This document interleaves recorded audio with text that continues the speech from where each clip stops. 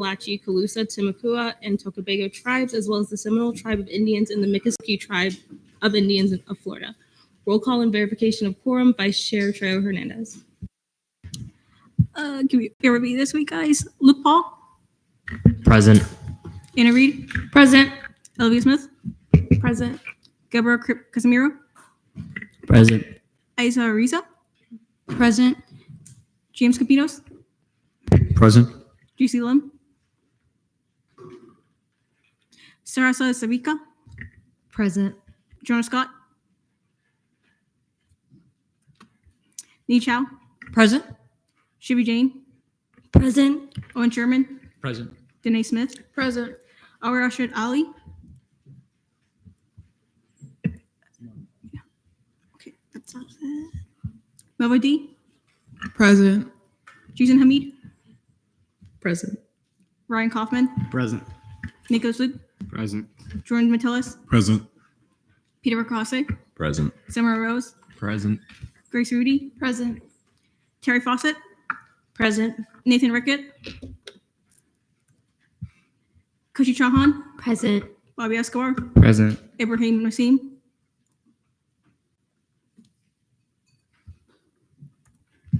Rose Rodriguez.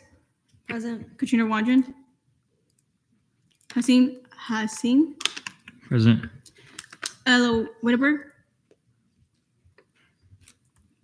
Corson Green. Present. Diana Wynn. Present. Anthony Bonaventure. Present. Victoria Perez. Present. Halima Alcuda. Present. Albanesh. Jocelyn Candarilla. Present. Kirsten Quartz. Present. Victoria Jones. Present. Angelique Leon. Abby Matthews. Present. Isabella McRae. Present. Spurthy Nurshira Gardreva. Present. Cameron Renda. Present. Mariah Simmons. Present. Mila Todorovsky. Present. Juan Varela. Present. Julia Zivin. Present. Jordan Lipner. 42 absent 1. Okay. Okay, before we do start, it looks like all of you are in the right seats, but just so you know, they are assigned seats, and make sure that you use your mic whenever you're speaking, but all of you are doing it, so that's fine. Everyone take a look at last meeting's minutes, and is there a motion to approve last meeting's minutes? So moved. All right, and then everyone take a look at today's agenda. Is there a motion to approve today's agenda? So moved. All right, anybody here to speak in open forum? Seeing none, announcements from the student body president, President Blanco.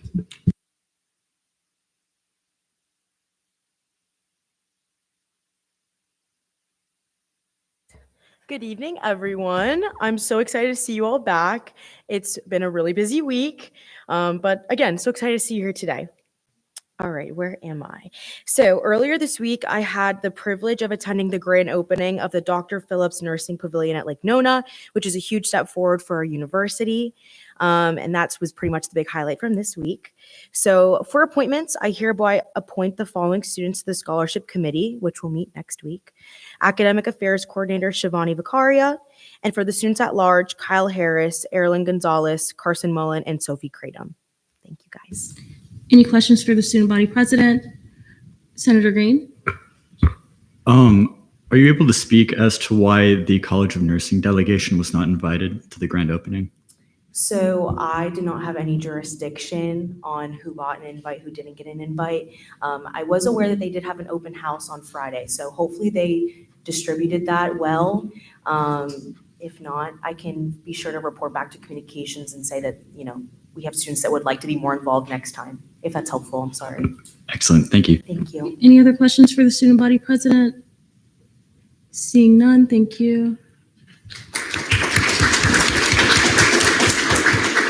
Announcements from the student body vice president, Vice President Benitez. Hello, Senate.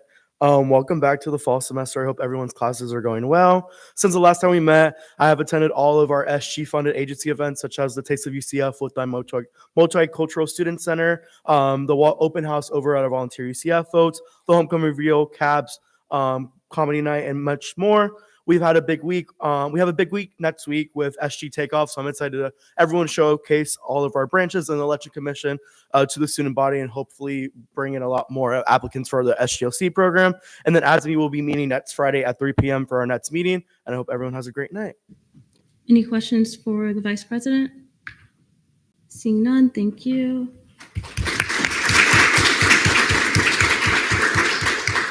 Comptroller's report, Comptroller Drinkwater. Good evening. It's great to see all of you tonight and hope your first week as classes have been off to a great start. The current CRT balance is $444,860.33 with a reversion rate of 0.00%. The current FAO balance is $243,117.09 with a reversion rate of 0.05177%. I'm also in the process of organizing and selecting a time to meet for the SG Finance Office Committee, as it must meet a minimum of 4 times a year. Thank you. Any questions for the comptroller? Seeing none, thank you. Thank you. Attorney General's report, AG Altoona.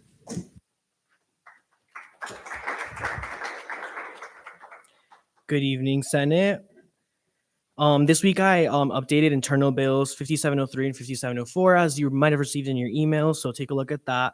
And I also had a very productive meeting this week with President Blanco, VP Benitez, DCOS Laliotis, and Senate leadership, as like Speaker Courts, Pro Tem Hamid, and Chair Chow, and we discussed the timeline for senatorial appointments. Any questions for the AG? Chair Barola. Yeah, and like in reference to like your meeting with ENA representatives, I know it's lit down more in the agenda, but you came to like the accord that you wrote, the accord that you all signed. I'm just wondering what sort of I guess accountability mechanisms will there be if the accord's not followed by either side of the signatories? Yeah, thank you so much for that question, Chair. Deputy Chief of Staff Laliotis is going to get a little bit more into that, so I don't want to get ahead of her. However, we did sign an accord that DCOS Laliotis is going to talk about, and we're going to be holding mechanisms to hold ourselves accountable to that. Yeah. Any other questions for the AG? Seeing none, thank you.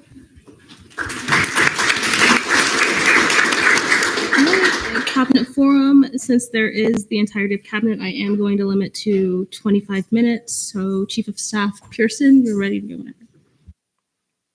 Hi, Senate. This week, we had a remarkable 73 applicants for SGLC, which shows that we have a lot of student engagement. On Wednesday next week, we'll be hosting Brunch with the Branches plus the Election Commission in the SG office. And I also want to take a second to highlight the SG Takeoff Week is next week in all of the branches, and everyone know the schedule, and the post will go out on Sunday. Any questions for the Chief of Staff? Seeing none, thank you. Deputy Chief of Staff Laliotis.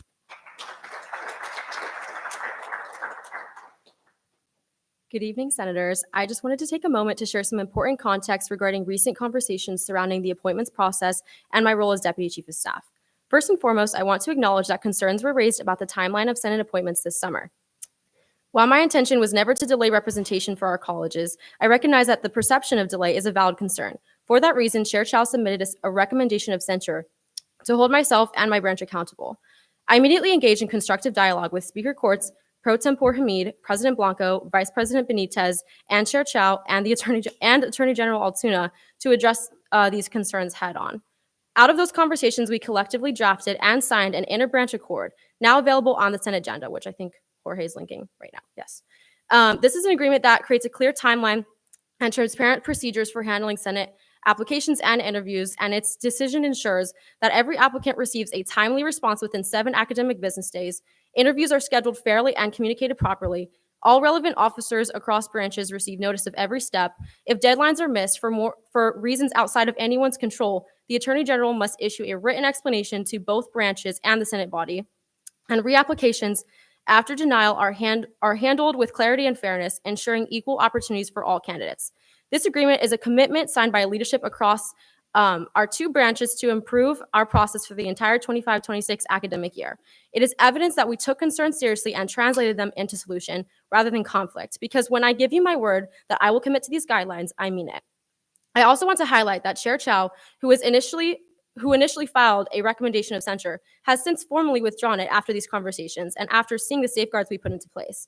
Through collaboration, open communication, and professionalism, the issue has already been resolved.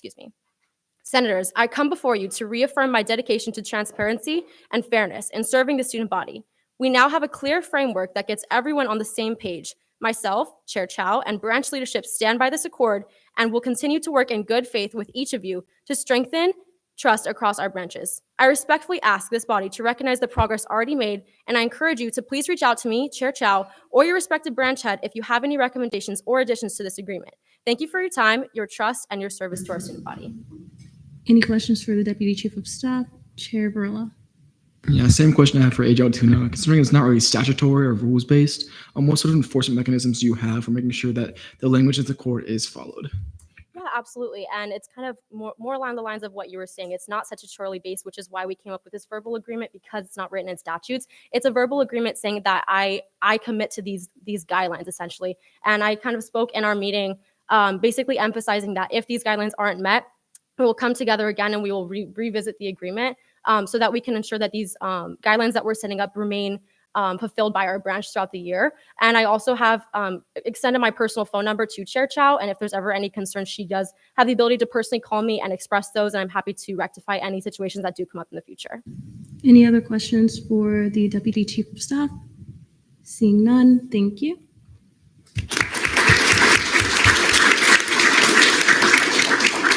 Director of Student Affairs, Director Berthium.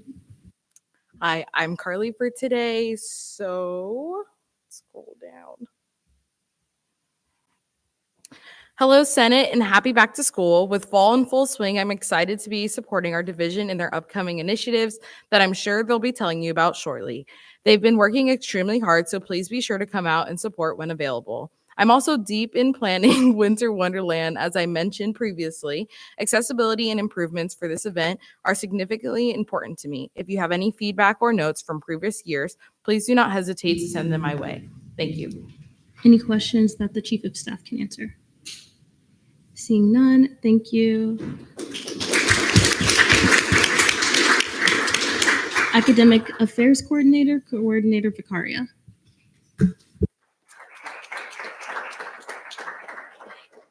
Good evening, Senate. I hope you all had a wonderful and restful summer.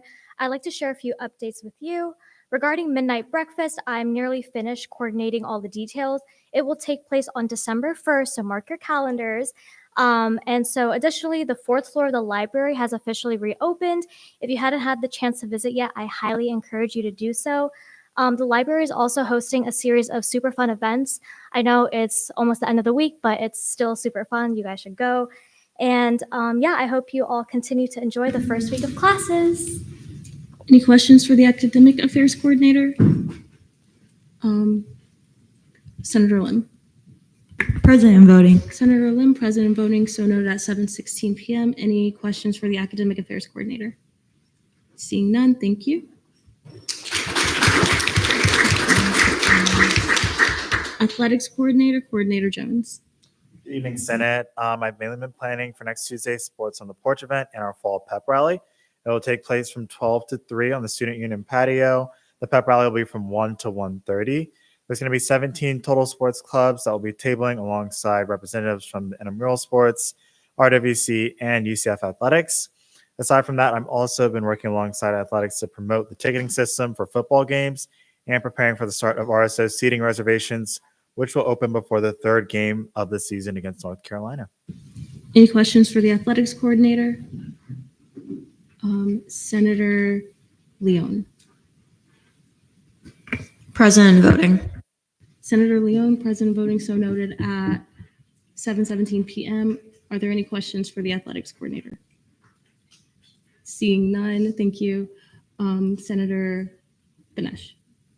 Present and voting. Senator Benesh, present and voting, so noted at 7:17 p.m. Safety and Transportation Coordinator, Coordinator Lopez.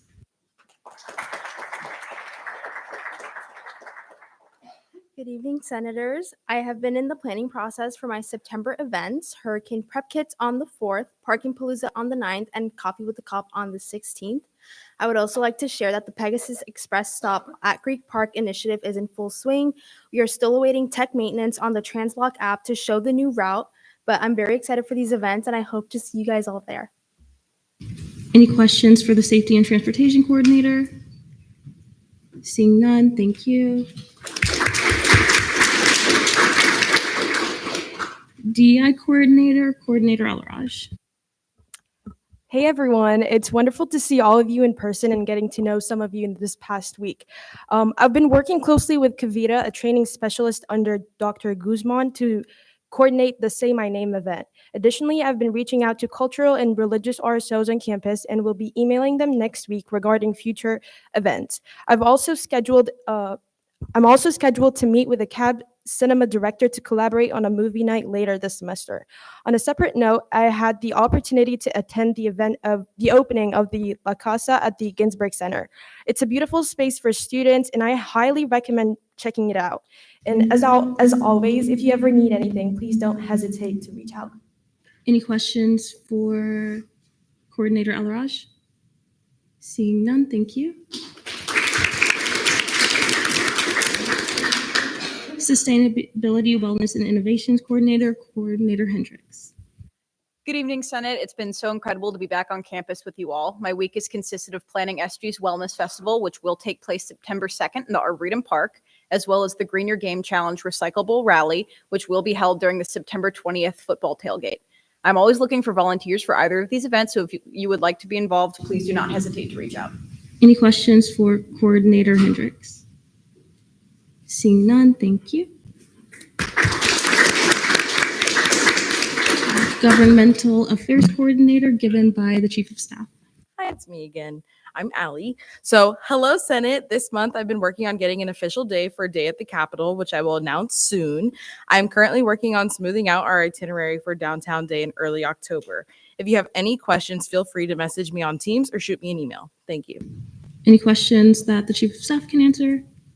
Seeing none. Director of Communications, also given by the Chief of Staff. Hi guys, it's me again. I'm Andi. Good evening. I've been spending the latter half of the summer semester preparing content for various channels, and the former half of the fall semester emphasizing strategic planning within media placement, advertising, events, or services provided by student government. If you have any questions, please feel free to reach out to your cross-branch communications liaisons, ELA Reed, and External Assistant Chief Justice Villadares, or Marketing and Outreach Chair Callaway. Any questions that the Chief of Staff can answer? Seeing none, thank you.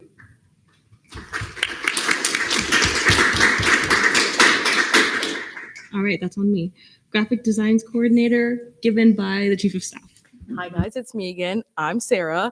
Good evening, Senate. I hope everyone has had a great first week of classes. Since we last met, I've been working primarily on promotional content for our socials, including designs for our athletic pep rally, SG Welcome Week, and the RSO student section seat reservations.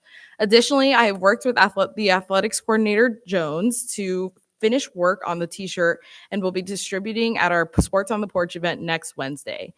It's Tuesday. And with Safety and Transportation Coordinator Lopez on the designs for the hurricane prep kits we will be providing to students this fall. Finally, I'm excited to begin working on designing SG merchandise for tabling and handouts, including stickers, pins, t-shirts, bumper stickers, hats, and keychains, the final products of which we should have soon. Until then, thank you and have a great rest of your night. I'm done, I promise. Any questions that the Chief of Staff can answer? Chair Varela. Sorry, one question. Will there be some hurricane prep kits ready for any potential impacts of Hurricane Erin? That would be a great question for our Safety and Transportation Coordinator, but I do not know off the top of my head. Any other questions that the Chief of Staff can answer? Seeing none, thank you.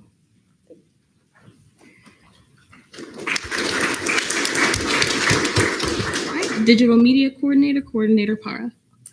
Good afternoon, Senate. I hope the first week of classes have been going well. Over the past few weeks, I've been working on the library video, which has been performing very well on our Instagram. And I finished editing the SGLC video that went up today. Please make sure to engage with the video so that we can increase visibility and drive more applications. This morning, I met with the Election Commission Marketing Committee to do more of exploring of our cross-collaboration ideas. And also, I'll be working on the hurricane prep video while also finalizing details for Night Shot. In terms of resources, I connected with Rosen, and I'll be using their career closet to provide clothing for students during Night Shot. I'm also working on ways to expand this resource to main and downtown campus. Thank you, and I hope you all have a great week. Any questions for Coordinator Para? Seeing none, thank you.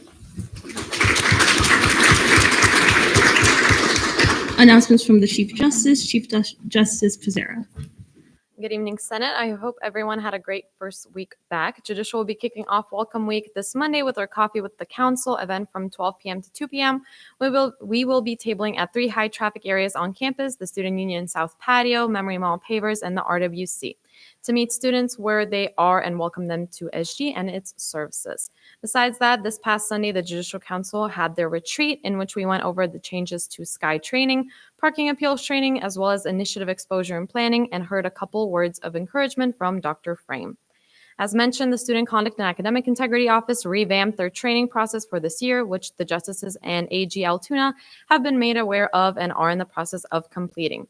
As for the committee and general council agendas and minutes, last year's, which is 2024-2025, have now been updated to the website under Judicial Archives. We are still waiting for the rest of the materials because the webmasters are very much backed up. I forgot to note it down, but I will once I sit down. I hereby resign Madeline Grady, Crystal Porez, Bianca Nunes, Samantha Nero, Victoria Marie Belitreres, Isabel Johnson from Women's Caucus, as well as Giovanni's Leonard from the Black Caucus. And last but not least, here are all of the committee meetings for the fall semester of the Judicial Council. Any questions for the Chief Justice? Seeing none, thank you. Announcements from the Supervisor of Elections, Presley. Senate President. Hi, guys. I hope as everyone has had a good first week back. I have multiple updates to share regarding the Election Commission as we gear up for the fall. So the chairs for our committees have been elected. Our chairs have contacted members of Senate, Exec, and Judicial to schedule meetings regarding Election Commission election week. If you wish to attend any committee meeting, I have listed the times and locations below. They're also published in the SG calendar. So we have Marketing Outreach Chair, Victoria Callaway. In the meantime, our Candidate Affairs Chair, Emily Mello, the Legislative Precedent and Rules Chair, Morgan McCarthy, and the Culture and Experience Chair, Brian Gonzalez. The Election Commission will be having its first general body meeting this Monday on August 25th from 5:30 to 7 in the Charge on Chamber, so feel free to come join. The timeline for the election period has been posted on Night Connect. We're still waiting on some dates. We haven't officially scheduled the presidential debate and the candidate forum, so stay tuned for that as we get those events planned and settled. And then additionally, while website updates have been submitted, none of the suggested revisions have been put into effect yet, so we're still waiting on that. But if you need the minutes for any meetings, just contact the assistant supervisor. He can get those for you. And then lastly, we currently have applications open for seats 1, 6, and 9. Those are closing tomorrow night, and then we're starting the interview process next week. Any questions for the Supervisor of Elections? Seeing none, thank you.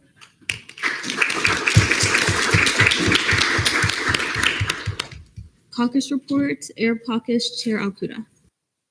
Hi, everyone, and welcome back. So a quick plug that I'm first going to make before I jump into my announcements is if you're interested in joining the caucus, to please fill out the when to meet below.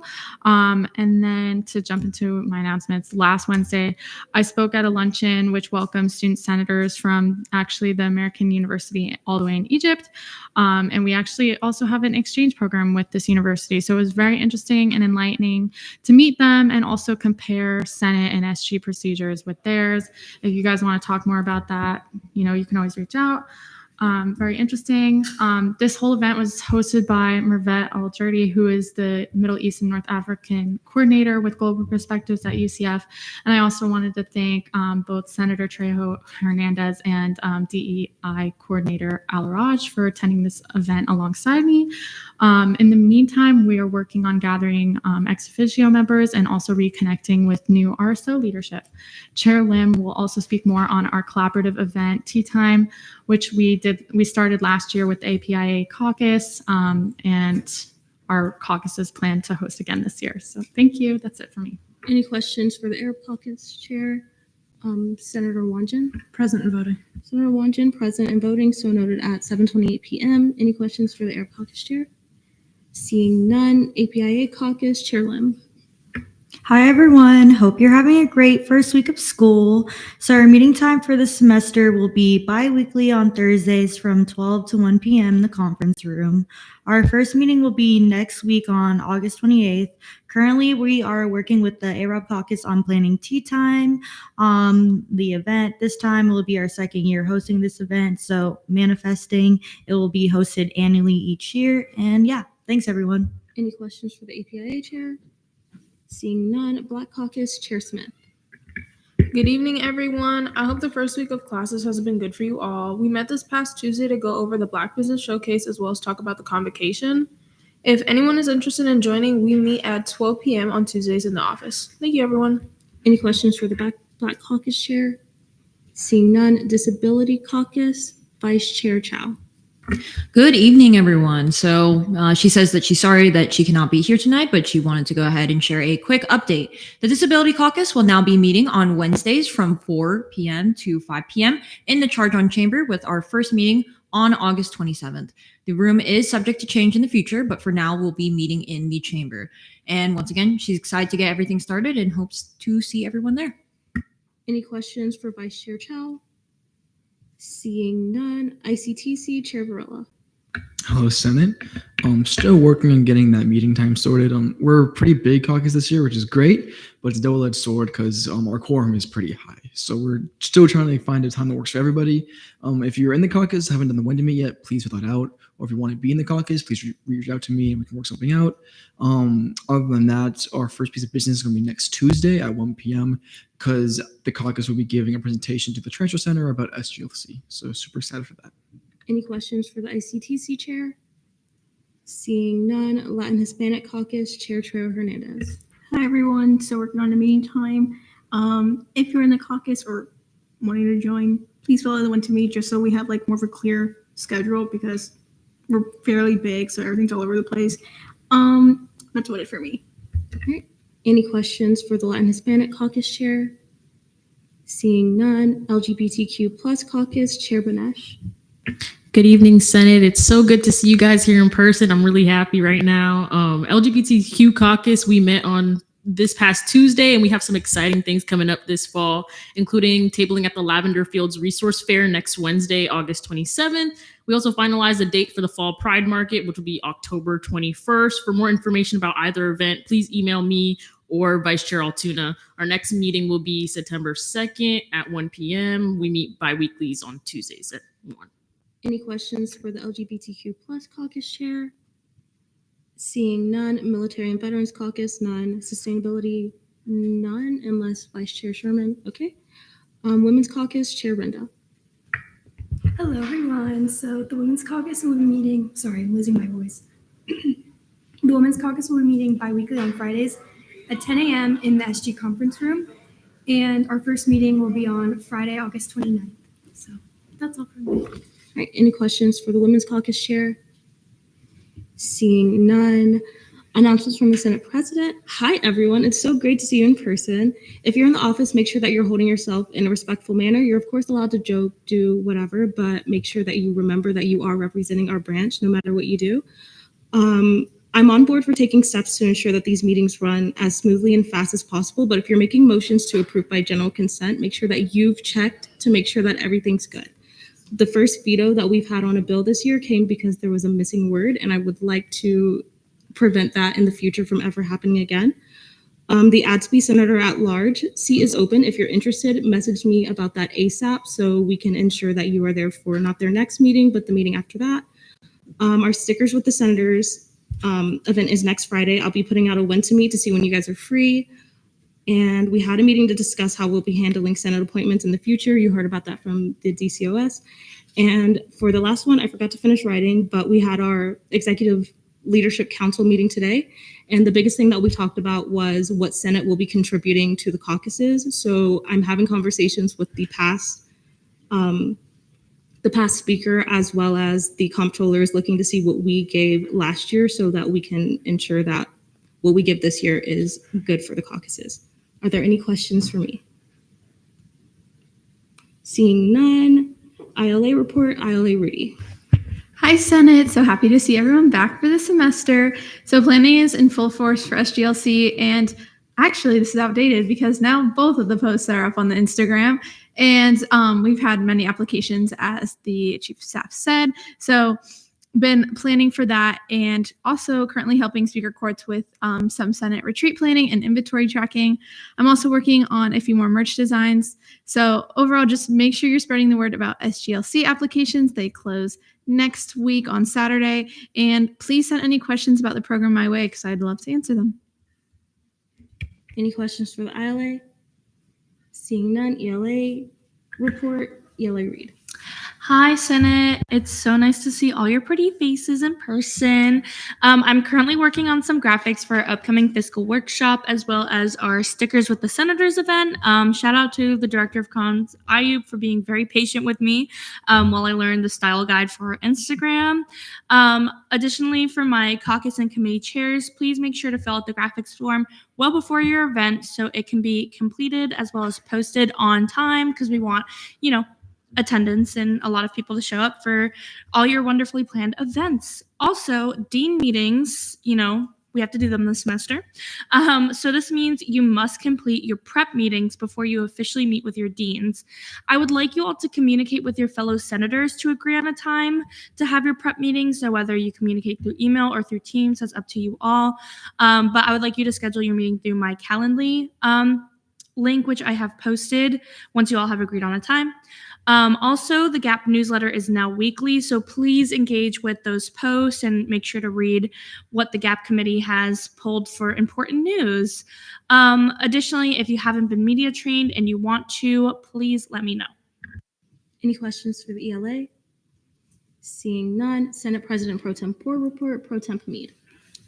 Hi, everyone. I hope you're all having a great first week back. Also great to see you guys all in the chamber. I'm working on finalizing some things for our funding workshop. Also recently talked to Luke from Rosen Life, also our previous supervisor of elections, to host a funding workshop at Rosen, since many students don't know that funds are available for them. Also, as the Senate President said earlier, please take extra care when looking at legislation. There's been 2 bills that have left this body with errors that were missed by us. The Pro Tempore's office, aka me and the D-Leg, are going to ensure that we do not miss anything. However, we are both human and we sometimes make mistakes. So it is still your responsibility to ensure that when we pass legislation, there are no errors. So assume that no one else is going to fix it and that it's dependent on you to make sure that it leaves here perfect. I'm also working on double checking who is still in non-compliance. If you sent me your scores, I will be emailing you back soon. If you have not, please email me back soon. Also, please do not email me at my personal email address. Only email me at my Pro Tempore email. You can also text me through Teams. I don't check my personal email that much. So if you do email me there, I will miss it. I'm sorry. Also, I will be publishing my official office hours for the semester after Welcome Week. Also, now that we are in person, please try to stay off your phones and also look at the individuals speaking to us, whether that be someone giving announcements or like an RSO coming to present to us. It's awkward if we are all looking at our computers and not at them. Also, if you need anything from me, please feel free to reach out or visit me at my office. Any questions for the Pro Tempore? Seeing none, D-Leg report, D-Leg Kaufman. All right. Hey, everyone. It's great to finally see everyone in person instead of y'all staring at my head on the screen for those that were here over the summer. Over the summer semester, we saw 30 pieces of legislation, which is a stat I thought I'd share. That's pretty cool. But I've been off to a quick start, having met with Chair Lucht and Chair Sherman earlier this week before we started seeing allocations. And as I mentioned in my original initiatives over the summer, I wanted to create funding and legislation trackers that could be easily accessed by everyone in Senate so that all of our info was in one place. I've been updating them all summer, but they are now officially in the new trackers folder in the Senate channel. So the legislation tracker is sorted by what type of legislation it is, contains link to the bill, the author, the date, the vote count, signatures if it's been enacted. So that link is there, and it's also in the Teams. And then the funding tracker has an overview page of the front with a lot of statistics about our budget, students funded, and has all of our FAO and CRT allocations, fiscal bills, sanctions from ORS, and that is also linked. If you ever need to reference them in the future, get a question about funds given to a specific RSO, you'll be able to find it now. If there's any other information y'all want to see on the trackers, please let me know. Additionally, the presentations from the Senate Fiscal Workshop I hosted over the summer has been put into the presentations folder, also in the Senate channel. This is a great way to refresh on all the information covered. If you were unable to attend the workshop or want to reference that in the future, So that is also linked there. And then as a reminder, all legislation you wish to be reviewed and remanded in Senate each week must be submitted to the Pro Tempor's office by Wednesday at 5 p.m. of each week by emailing both the Pro Tempore and myself. And finally, be sure to review all legislation before Senate and make sure to have the legislation document open while we are discussing it. Because over the summer, I noticed that sometimes less than half of the body would have the legislation open when we reviewed it, and we want to be active while we're talking about the legislation. So I'm in the office pretty often every week, so feel free to come talk to me if you see me or need anything. I'm looking forward to getting to know everyone. Any questions for the D-Leg? Seeing none. DSER report, DSER Capinos. Hello, Senate. Good evening. I hope everyone is having a good time and transition back. It's so great to see all of your faces in person, and it's just great to see the energy and the life that we're bringing to the chamber. I will say that the RSO emails are being sent out. Some have already been sent out. Most of you have not gotten them yet. I'm going through by colleges, but all of you guys that have not got it yet shall receive them by end of day tomorrow. There are some changes that I made due to some technical issues. So if you look at the master list of all the RSOs that you guys were representing, just take a double check on that and make sure that it's the same as you had previously. These RSOs will remain yours for the rest of the year. So always try to be in contact with these RSOs unless things change. Now, I know that some seats open and some seats get filled, and so there might be some redisbursement of RSOs, but if that happens, then you will be contacted and the affected senators will know about that. I would also like to remind everyone that if they could get these emails out by next Friday to these RSOs, when you contact them, to go back to me, do not CC me, because I would have to go through 600 emails, and that is a lot to comb through. So if you could take a photo of all of the emails that you sent and then just send that to me in one email, as 60 is a lot better to go through than 600. And then I also want to say that Senate events are going to be in full swing this year. So I updated my initiatives. We're going to have 4 minor events and 4 major events for each semester, along with 2 IM leagues. So there's still a lot of details that I have to work out between what IM leagues are going to be doing and signups and stuff like that. So there'll be announcements going out that for sure. But I know that rock climbing and pool day has been a popular one that people wanted to do. Do not worry, we'll still do those. Those should be postponed, as I wanted to get those more reserved. And then I plan on meeting with the pro temp and leadership to decide when all these events are going to happen, so that I can get that out and so you guys can plan accordingly for that. And the first event that we'll be having will most likely be on the 11th of September, right before we have Senate. And yeah, I'm always in the office, so if you have any questions or anything like that, feel free to ask. Any questions for the DSER? Senator Banash. Is that master list already posted somewhere? Yes, the master list of all the RSOs is posted. I can put a link to it in this agenda if you would like me to. Right, any other questions for the DSER? Seeing none, old business none, fiscal committee caucus time, CRT, 15 minutes. I hereby adjourn this meeting at 7:41 p.m. to reconvene at 7:56 p.m. If you are not a member of CRT, you can leave. If you stay in the room, please be quiet. And also, if you're at CRT, if you're a member of that committee, please go to the middle table.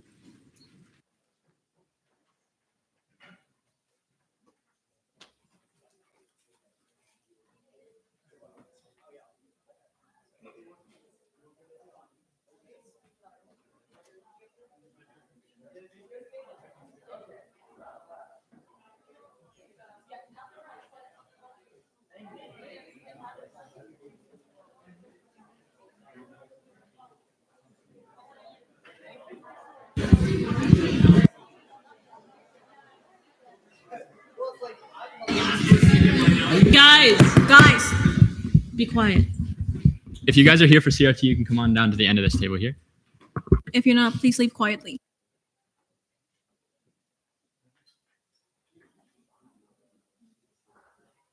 I call this meeting to order at 7:42 p.m. Roll call and verification of quorum, Vice Chair Jones. Okay, Chair Sherman, I'm here. myself, where is it? Senator Trejo Hernandez, Present. Senator Lipner, Senator Luch, Present. Senator McRae, Present. Senator Prohl, Senator Smith, Present. Senator Wanjin, Present. ORS rep, Present. pro temp rep. Present.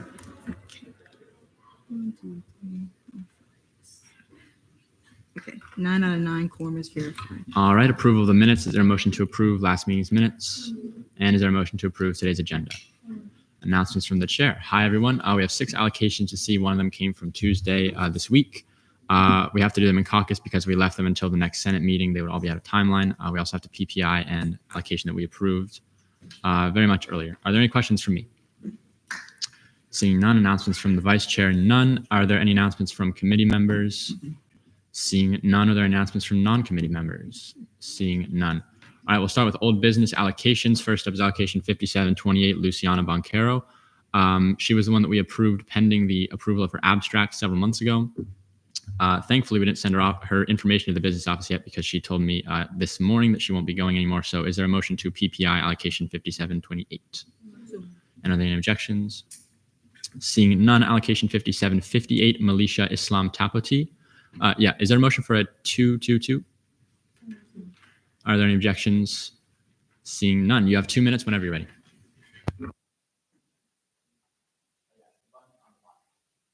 Thank you. You can hear me, right? Shall I need to show my presentation or anything else? Okay. So hi everyone, this is Melisha Islam Tapoti. I am a graduate student and my department is electrical engineering. And I am an international student, and this year actually in October I will present my research topic, which is basically discovery of antimicrobial peptide in a conference which will be held in San Diego, California, and the conference time is around 8 October to 12. So my departure date is actually 7th October and returning date is 13 October. So I have requested funding in SGF for my lodging and also travel. So for my lodging cost is around 1,214 because I guess a long day conference. Long time duration, and the total cost for travel is actually around 300, and my total cost is around 509.79. And about I haven't requested for the registration cost because the deadline was 8 and I already applied for it. So but if you need any proof of it, I can show it. So I guess that's all of it. Do you have any more question? All right, thank you. Are there any questions for the individual? Seeing Wanjan? Since we're only able to approve you at a maximum of $500, how would you plan to fund the rest? Maybe I'll apply for the presentation fellowship and ask my professor if possible, or otherwise I have to manage on my own then, because it's a lot of amount, I guess. Can I ask any question if possible or not? Yeah, go ahead. Has there any chance to increase the amount? I know it's not non-negotiable, just asking if possible. Yeah, so it's $400 for presenting research and then another $100 because you're a graduate student. Unfortunately, we can't really raise it above that. Okay, sounds good. Thank you. All right, are there any other questions? Seeing none, we're now in debate. Anyone wishing to speak in debate? Coppin. This looks good. Move to vote. There's been a motion to vote. Are there any objections? Seeing none, all those for? All those against, and all those abstaining with a vote count of 9 to 0 to 1. Your allocation has been approved and the business office will reach out to you next week. Next up, we have new business allocations. First up is allocation 5766, Zonglin Liu. Oh, yeah, whenever you're ready. Bottom, yeah. Sorry. Could you hear me now? Okay, so I'm Zonglin Liu. I'm a PhD student at computer science, and my paper has been accepted to the International Conference of Computer Vision at 2025. It is held at Hawaii, and I'm request travel funding for that. So basically for the lodging and maybe just for the lodging, because I checked the recommended hotel. It's the total expense for the lodging might be a few thousand, maybe 1,000-2,000. So and I think that's it. All right, thank you. Are there any questions for the individual? Wanjan. Since we're only able to approve you at a maximum of $750, how will you plan to fund the rest? So my lab funding can cover some, and I can ask for some other funding sources. And if all of them just are not enough, I can just pay the remaining parts. So I think it will be kind of, so my lab funding can pay some, and some other funding sources may be a few $100s. So I think that should be basically enough. Are there any other questions? Seeing none, we're now in debate. Wanjin. This looks great. We've already funded 2 students to go to this, so I will be voting in favor. Move to vote. There's been a motion to vote. Are there any objections? Seeing none, all those for? All those against? And all those abstaining with a vote count of 9-0 to 1, your allocation has been approved. Thank you. You're welcome. All right, next up we have allocation 5767, Pegasus Pilots. Whenever you're ready. Yes, my name is Waleed Khatib, and I'm here on behalf of Pegasus Pilots, and we're requesting funding for one of our events to MCO. We'd like to request funding to purchase a transportation service. Total amount is going to be $610.28. All right, thank you. Are there any questions? Wanjin. Is this transportation taking you to MCO? It's taking us from campus to MCO and from MCO back to campus. Wanjin. How is this considered a organized conference, and do you have a host organization beyond just the FAA running a tour for you? Well, this would fall under the networking and seminar category, and we have confirmation from the FAA for hosting this event. Any other questions? Seeing none, we're now in debate. Wanjin. I would love to hear other people's opinions, but I don't think this falls under the definition of seminar and networking. Definition is opportunities for students to attend academic lectures, professional networking, or professional development sessions at an organized conference or event. And to be eligible for the funding type, the student or RSO must provide documentation from the host organization, such as conference dates, location, cost, lodging information, or a tentative agenda. This is a tour. I don't think we would fund students to go on a tour anywhere else. So I'm going to be voting no. Yeah, I will say obviously it doesn't fit into anything very nicely, but I figured I'd leave it up to you guys, which ultimately it should be. So yeah, any other debates? And if not, I will take a motion. Wanjin. Move to vote. There has been a motion to vote. Are there any objections? Seeing none, all those for? All those against? And all those abstaining with a vote count of 0 to 9 to 1, your allocation has been denied. Feel free to email me with any questions that you may have. Thank you. Yeah. Next up is allocation 5768, Adil Yousaf. Is there a motion to see allocations 57, 68, and 70 as a block? All right. Adil or David, whichever one of you wants to take this, go ahead. Okay. Hello, everyone. My name is David Shadwell. My lab mate is Adil Yousaf. We're both going to the International Conference in Computer Vision because both have papers accepted. This is one of the top conferences in computer vision in the world. And we are requesting fundings for lodging. So all the hotels are pretty expensive in Honolulu, but we found one that it's $1,500 and it would cover 6 nights. And we were maybe thinking about if each of us gets $750, we can combine them and cover all the expenses for a double bedroom maybe.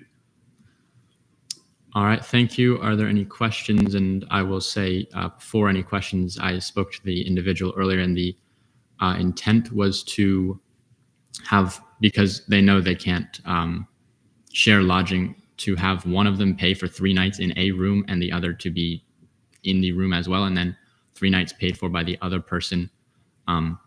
Statutes don't necessarily say that can't happen, although it's a bit of a gray area. So just that's the context. Are there any questions?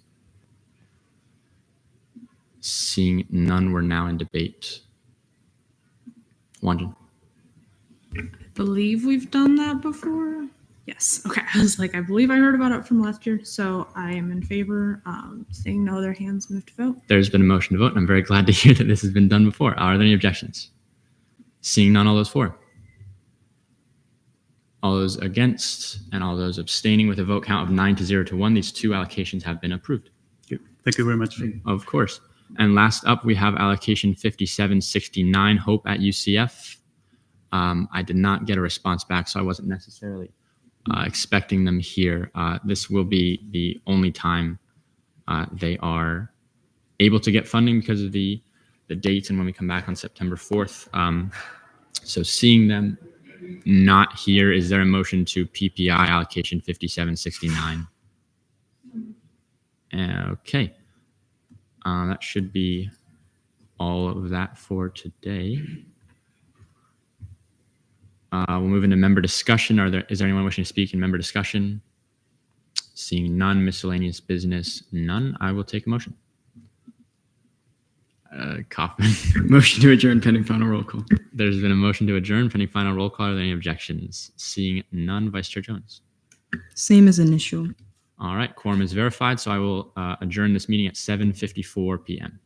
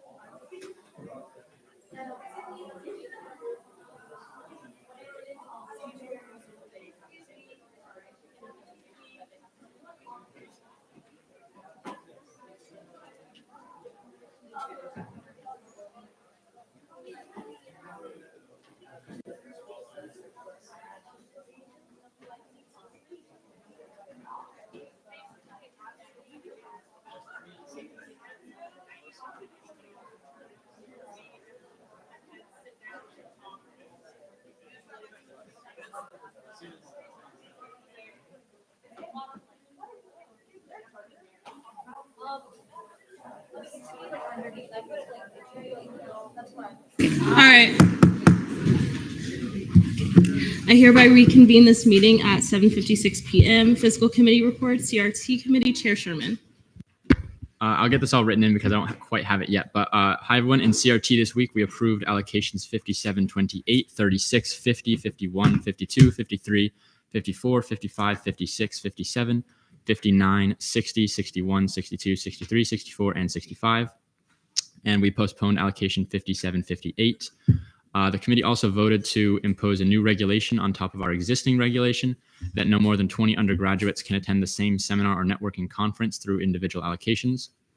The new regulation now on top of that is that if there has been a fiscal bill to a conference that is seminar or networking with more than 20 students, they may no longer have individual allocations on top of that to the same conference through the same RSO. So I'll try to write that in a way that makes sense because I'm sure that didn't. But now in caucus, we approved allocations Give me a second. 66, 68, 70, and 58. And we denied allocation 5767 and PPI allocation 5769. Any questions for the CRT chair? Seeing none, FAO committee, Chair Lush. Hello, everyone. In yesterday's very productive meeting, we saw 13 allocations, and we approved allocations 57, 18, 19, 20, 21, 21 twice, 22, 23, 25, 26, 27, 28, 29, and 30. We postponed allocation 5720, and we PPI'd allocation 5724. There are open seats in FAO, so if you're free during that time, I highly recommend joining. We meet on Wednesday at 3. Any questions for the FAO chair? Seeing none, ORS committee, Chair Rose. Hi, everyone. Great to see everyone here in person. ORS has not met yet. We're going to meet for the first time next Friday, the 29th. So be ready for that. Any questions for the ORS committee chair? Seeing none, fiscal legislation, is there a motion for speeches, questioning, and debate? Chair Chow? Motion for 5-10-10. There's been a motion for a 5-10-10. Is there a second? I second. All right. You guys are all in person now, so I expect you to do better with the seconds.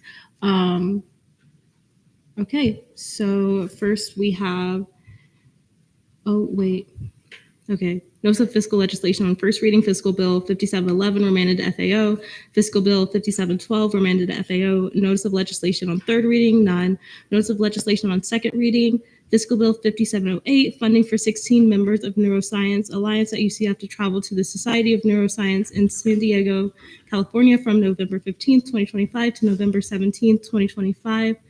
And I was told that the RSO is here, so you have 5 minutes whenever you're ready. Hello, everyone. My name is Emily, and I'm the treasurer for the Neuroscience Alliance here at UCF. We would like to attend the Society for Neuroscience 2025 from November 15th through November 17th in San Diego, California. If you can click next on the slide. For those who do not know, the Society for Neuroscience is this really large conference that happens across the US once a year, where basically professionals and researchers and faculty in the neuroscience community come and can present and share their research. So while at the conference, our members are able to attend lectures of their choice, which can range from things such as like new developing AI techniques to more behavioral neuroscience, more whatever is up their alley. There is also poster sessions and network opportunities to meet with these researchers and faculty and staff, which is awesome. There is a grad school professional fair, which is great. And then also one of our members will be presenting their own research that they've done here at UCF, which I'm really excited about. This is important to the UCF community because it will help inspire other peers and other people that are in our field to attend these professional conferences. We'll also be able to share things that we learned from this conference, some of the new research, and then also maybe from like the faculty that we've heard from, as well as build connections with these faculty and staff. So for the breakdown, I'm sorry, can you click next? Thank you. For the breakdown of our flights, we are basically requesting flights and lodging. So when I submitted the CRT form back in July, the total cost then was $5,221.76. It has now gone down a little bit to $4,998.24. We will be taking 16 members through the United Airlines Airbus, and the cost per individual seat right now, as of today, is $312.38. For our lodging, we are staying at the Hilton San Diego Mission Valley. We will be staying 2 nights, the 15th through the 17th.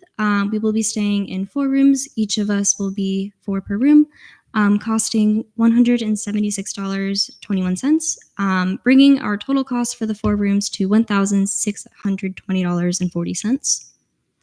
For our breakdown, the total cost is coming out to $6,618.64, and we are asking if the Senate would be able to help us out by covering half of our bill, which would be $3,309.32. We do anticipate doing funding on our behalf to help cover all of those fees. So we've had our 16 members pay the registration fee of $165. We are anticipating to make some decent money through dues and fundraising. Our dues usually come out to $2,500 per year. And then last year, based off of our reports, we made about $2,200 during the fall semester just through fundraising. We do have some events coming up. We have partial proceeds coming up next week, and we do plan on having more fundraising events throughout the semester to kind of help offset the cost. But that is our request. So thank you so much for listening and hearing us out. Okay, we are now in a period of questioning. Are there any questions for the RSO? Chair Gaudio. Present and voting. Chair Gaudio, present and voting, so noted at 8:03 p.m. Any questions for the RSO? Seeing none, we are now in a period of debate. There are amendments on the bill. D-Leg Kaufman. Motion to see my amendments. There's been a motion to see D-Leg Kaufman's amendments. Is there a second? I second. Okay, you have 3 minutes whenever you're ready. This just fixes the new costs that are on their presentation from what it was originally. I yield. Chair Gaudio. I move to approve these amendments. There's been a motion to approve these amendments by general consent. Are there any objections? Seeing none, these amendments are approved. We are still in debate. Does anybody wish to speak in debate on this bill? Chair Gaudio. Move to vote. There's been a motion to vote. Is there a second? All right, we are now in voting procedures.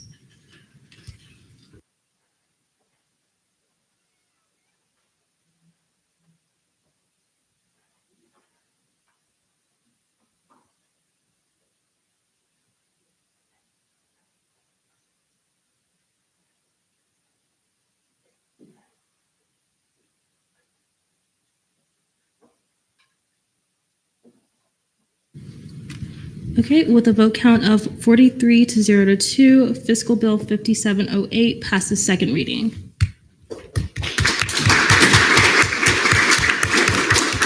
All right, and next we have Fiscal Bill 5709, funding for 20 members of We in Animation at UCF to travel to Lightbox Expo 2025 in Pasadena, California from October 23rd, 2025 to October 27th, 2025.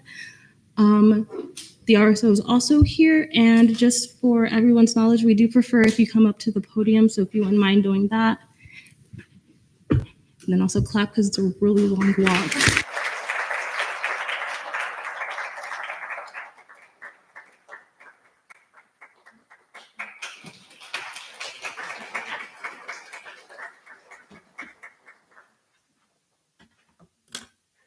Okay, before they start, Ryan sent me an updated presentation and I pulled it up and I don't know. Now I have the old one and the new one. So if we get partway through and there's a mistake, that's my fault, not theirs. Hello. Hello, everybody. Thank you, Senators, for hearing out our bill. I am the president of We in Animation at UCF, and I am here representing my club today. As said before, we are traveling to the Lightbox Expo 2025, also known as LBX, at the Pasadena Convention Center in Pasadena, California.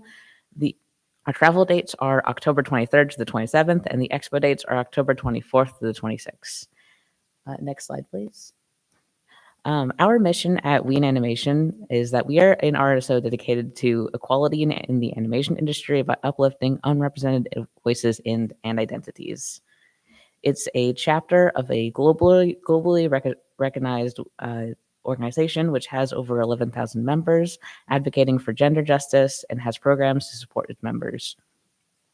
Our organization seeks to foster a rich animation, VFX, and gaming community within UCF, helping students develop leadership skills, expand professional networks, and find allies.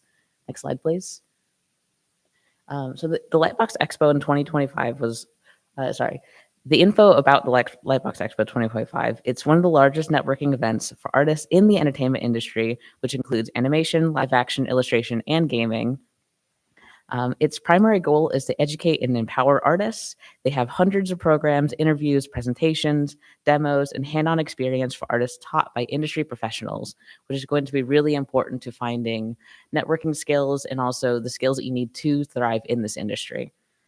And Lightbox Expo 2024 had over 15,000 attendees, 100 exhibitors, and over 300 artists.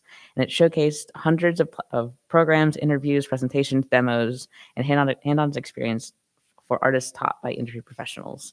Next slide, please. So, next slide, please.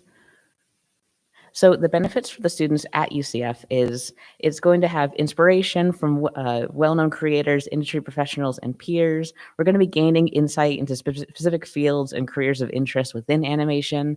And also something that's very specific to this year is that we're going to be learning about how AI is going to be impacting our jobs, and also how we can utilize it inside of our jobs, things like that. It's very important in the animation industry, which is a fast-paced industry, for us to stay up to date with what's happening. And Lightbox is the place where we're going to be learning all of those things. And also, it's where we're going to be networking with professionals so we can have internships, so we can have jobs straight out of UCF. And then we're also going to be advocating for WIA's mission of equality and diversity in entertainment. It's really important for us to uplift our fellow voices, so that going to Lightbox is going to be very important for that.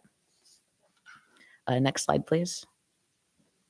So a 3-day Lightbox badge costs $207.55 per student, and then it has a delivery fee of $2.85.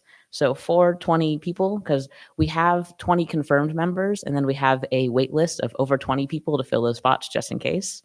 And for those 20 members, for the cost of the ticket is going to be $4,151. The tickets will be mailed, and that is the official pricing on the Lightbox Expo website as of July 21st, and it has not changed. Next slide, please. Thank you. This is our lodging price breakdown for the 20 travelers who are going to be staying at the Green Tree Pasadena Inn, which is the closest hotel that is not monitored by Lightbox. All of the hotels that are subsidized by Lightbox have already been sold out, unfortunately, and don't have enough rooms for us. And also they cost quite a bit more. This one is still within a 15-minute walk, and it has a continental breakfast, which is very important, so that we don't have to go out in the morning. But it's located close enough so we're able to walk to the Pasadena Convention Center while still being within a reasonable price. It is one of the lowest priced ones in the areas, which is kind of rough. So the cost for 10 rooms, rooming 2 travelers per rooms for 4 nights, is roughly $265.93 per night, and roughly $1,063.72 per night, totaling $10,637.20 for all 20 rooms. As you can see, there is some price discrepancies for the dates. I have given you the average price. And then that is the official pricing on the website as of July 21st. Next slide, please. I touched on this a little bit, but there's fluctuating pricing. I have averaged out the prices, and that's the price that I have presented to the Senate today. And the justification for it is that this is the lowest price hotel that is within walking distance of the convention center that is not subsidized by the convention, because all of those ones are sold out already. This is the lowest possible price that we can get. Next slide, please. Alrighty, this is our travel price breakdown. Can you go to the next slide, please? All right, so we had an update. The prices of flights have raised because the original one that we submitted was in July, and now these are the new prices. So it is $306.96 per flight for 20 people. That is $6,139.20 that the Senate will be paying. Oh, sorry. That is our total price. You guys will be paying half of that. Sorry about that. Next slide, please. Okay, and then I do hate to pause you, but time has elapsed. Is there a motion? Chair Chow? Motion to extend speech time by 2 minutes. There's been a motion to extend speech time by 2 minutes. Is there a second? Second. Okay, you have 2 more minutes whenever you're ready. Thank you. Next slide, please. I don't know why that's like that, but that's just a summary of everything that I had said before. So everything that was on the slide you have already heard. Thank you so much. All right, we are now in a period of questioning. Does anybody have any questions for the RSO? I will go Senator Banesh and then Chair Gaudio. Hi, thank you for joining us today. My question for you is, why 10 rooms. Why not maybe 4 rooms with like, or like 5 rooms with 4 people? Was it cheaper to get 2 people rooms? I'm just a little confused on that. Unfortunately, that hotel does not offer 4 beds per room, and I talked to the club, and the general consensus was that people would not be comfortable sharing beds. Chair Gaudio? 2, if I may. You may. So this first question can be answered by the RSO or the fiscal chairs because they probably also know the answers. So I was reading through your bill and it says you have 255 dues paying members paying $10 each and are expecting no money in outside funding. The Senate contribution for this bill is $10,463.70. How are you covering your half of this event? We have already talked to our members at club meetings, and we have sent out our interest form with a very long disclaimer that they will have to provide their own allocations for it. We do plan to do some fundraising, but we don't want to rely on that just in case that we don't get it in the fundraising. But the individual members will have to pay for their own half of it. Okay, and for your second question? I do have a follow-up, but I'll ask my second question first. So I saw that the airline was through Delta. Did you look at any others other than Delta, and why did you settle on them in particular? So yes, we did actually. We looked at, I think, 4 different airlines, and Delta was the cheapest of the 4, and we wanted to make sure our bill was passed, so we went with the cheapest option. Okay, and then does anybody have any other questions for the RSO? Okay, you can go ahead and ask your follow-up, and then Chair Chow.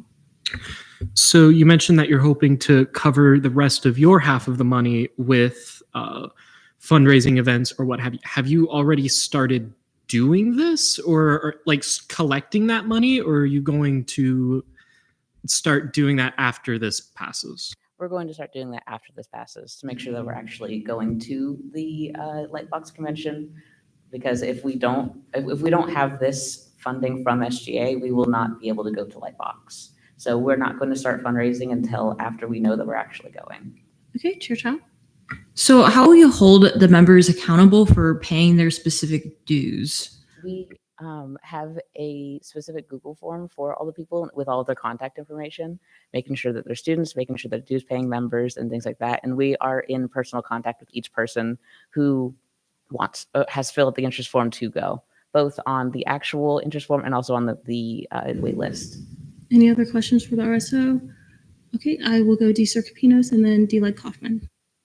You mentioned that you also have a wait list. So I was just going to ask if there's any regulations or safety in regards to if there were members that wanted to go and they said that they would be able to provide the funds, but turned out that they couldn't. So you had others in case that was be happening. All right, thank you. Yes, we have a wait list of over 20 other members.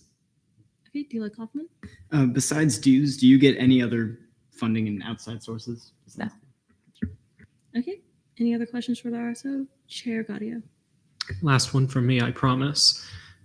You mentioned, so, back to sort of the fundraising, you have this target, you have this projected amount. How are you going to ensure that you do reach that amount and that it's not, you saying, we're going to fundraise this amount and then time comes and guys, we're only halfway there? Well, the disclaimer for our original interest form was that we have not told our members that we are fundraising for this yet. We have disclaimed them and told them originally that they would have to pay their half. And if we do end up meeting that fundraiser goal, we're just going to pay it for them and then tell them they don't have to, as like a bonus. Because we have never done fundraising like that elsewhere before. This is something that's new for this new presidency. I want to try to fundraise. All right, any other questions for the RSO? Senator Rodriguez and then D. Sir Capinos. Have you thought of any ideas, or do you have anything in process of what your partial proceeds or fundraising would look like? We're hoping to do a collaboration with both Menchie's and Blaze Pizza, as those are things that RSOs have done before. Those are the 2 that we have on the table at the moment. D. Sir Capinos. Out of the 255 active due paying members, you decided that 20 would be an accurate representation of your RSO to go. And I was wondering if that number were to change, is that a possibility, or are you really trying to stick to that 20? If I may elaborate, if let's say you had these people that wanted to sign up and maybe only 10 of them are able to hit the goal and 30 of them fell short, do you think 10 would still be able to, or just out of curiosity? I'm going to answer that question in two parts because I'm a little unsure about the second part. The first part is we sent out an interest form that was non-committal a long time ago. I believe that was like a month or two ago, and we received about 20 answers within the first week, and that's what we based this number off of. And then the interest form recently was a committal sort of thing that had over 40 responses. And so that's what we are basing the numbers I'm talking about now off of. So we have that original 20 from our initial interest form. What was your second part of the question? Could you repeat that? No, you answered both parts. Sorry. Thank you. Alrighty, thank you. Any other questions? Sergeant Arms Bonaventure, and then Vice Chair Trevor Hernandez. In this interest form, did you elaborate specifically the cost per person for each attendee in the disclaimer? Yes. Vice Chair Trevor Hernandez. May I yield? Yes. Move to debate. There's been a motion to move to debate. Is there a second? I second.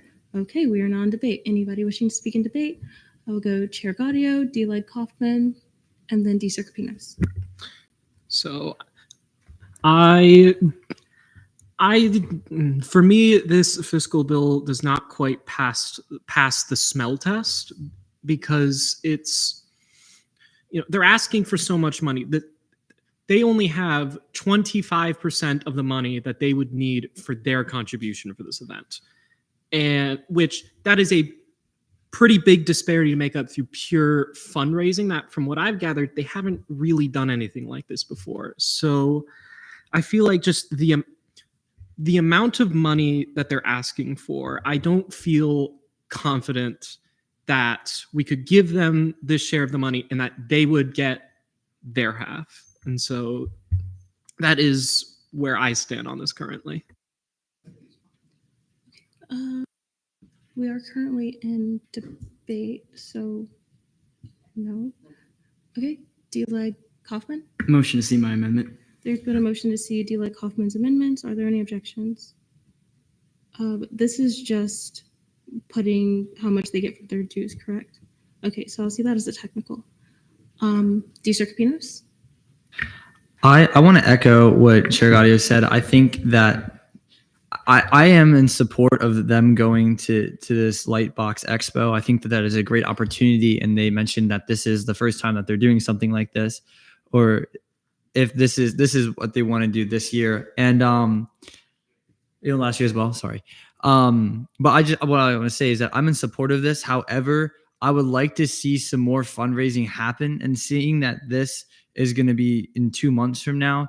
I would just like to see maybe they could come back and have more fundraising, but that's what I would like to say on this. So I will say that this bill does have to go through second and third reading, so this is right within timeline. Senator Metellus and then Chair Varela.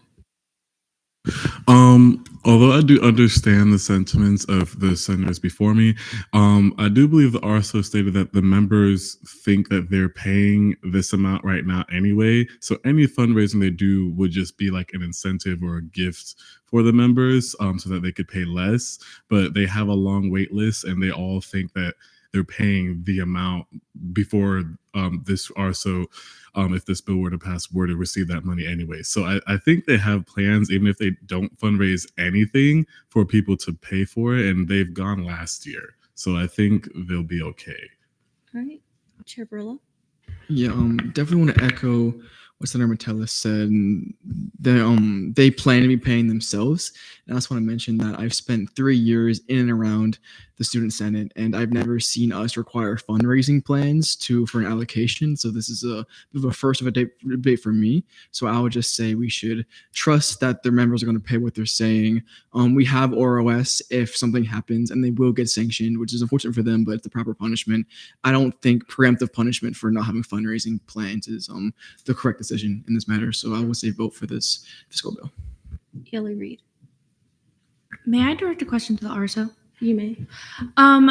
You might have already mentioned this, but I just want to clarify. So you went last year. How were you able to fund last year? Did you receive funding from SG, from Senate, or did your members pay? Last year, we had 32 or 36 members. I wasn't the president at the time. This is off the top of my head. But either 32 or 36 members, and it was all individual allocations, I believe, but every member paid their half of it. Okay. Chair Gaudio?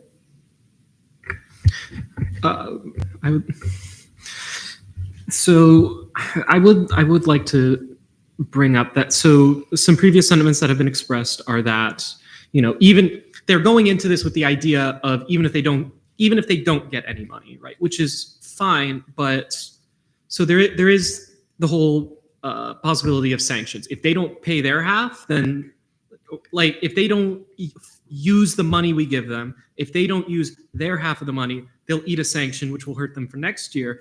But also, money that we allocate to this RSO that does not get spent is money that we cannot give to other RSOs until it reverts. So there's also that consideration of this can affect other RSOs, especially the quantity of money that they are asking for. So do keep that in mind as well. All right. Chair Hernandez, and then Chair Sherman, did you raise your hand? Okay, you can go after Chair Hernandez. This is the ninth fiscal bill we're seeing. We have funded previous people who have gone to conferences. All of those issues we can also just say, oh yeah, what if they don't use their money, go to ORS? That could be said about any bill. I feel like people are misunderstanding. They told their members, if you want to come, you have to pay this amount. And if they fundraise and they reach a certain goal, then they don't have to pay that amount. But they all agreed initially to be like, okay, then I'm gonna pay put this bill in. They're going into that with that mindset. And so I think it's just a journey to say oh, they're gonna fundraise. General members don't know that. All right, and then I'm gonna go Chair Sherman, and then if nobody else has anything substantial to add, I wanna go to vote. So Chair Sherman? Yeah, just to address the reversion concern, the only way that these funds, if they were not used, could hurt RSOs would be if we'd already run out of all of our money except for this $10,000, because they would be reverting theoretically in November. Unless something catastrophic happens, I don't really see us being run out at that point. So if they do revert, this wouldn't come back negatively on anyone else. All right. Pro Tem Hamid. Move to vote. Second. There's been a motion to vote and a second. Be more serious, please. Any objections? Seeing none, we are now on voting procedures.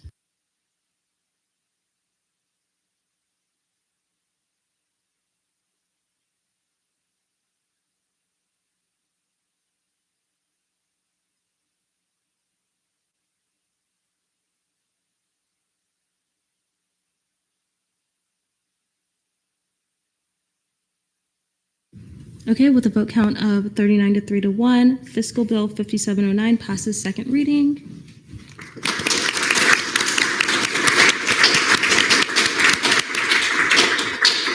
Thank you. Thank you. Fiscal Bill 5710, funding for 60 members of Society of Hispanic Professional Engineers to travel to the SHEP 2025 National Convention in Philadelphia, Pennsylvania from October 28th, 2025 to November 2nd, 2025. Is the RSO here? Yes, I yield to the RSO. Okay, you have 5 minutes whenever you're ready if you'd like to come to the podium.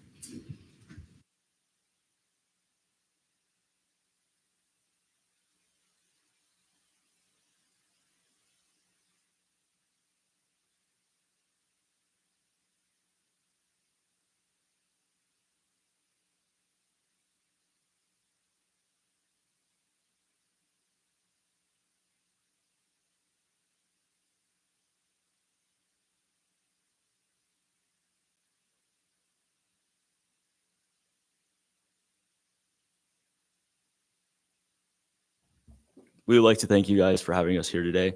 We are the RSO of Society of Hispanic Professional Engineers. My name is Nicholas Caballero. I'm the president, and I'm here with my treasurer, Miguel Gonzalez, and my corporate vice president, Gabriel Cordero. We are requesting your support from the Senate for the 2025 SHEP National Convention happening on October 29th, and we are requesting $21,840 to cover registration and logistics. I want to introduce you to SHEP if you do not know. We are an RSO of 450 plus active members where they learn professional development, are involved with technical projects, enhance their education, and have time to build a community. This past year, we held over 200 events, connected over 100 members to mentors, and we're able to work with technical RSOs to enhance their technical skills. We are here to present our bill requesting funding from CRT for the 2025 National Convention. Next slide, please. So what is a national convention? Well, in this national convention, many companies come together and have or provide the opportunity to interview and connect with students.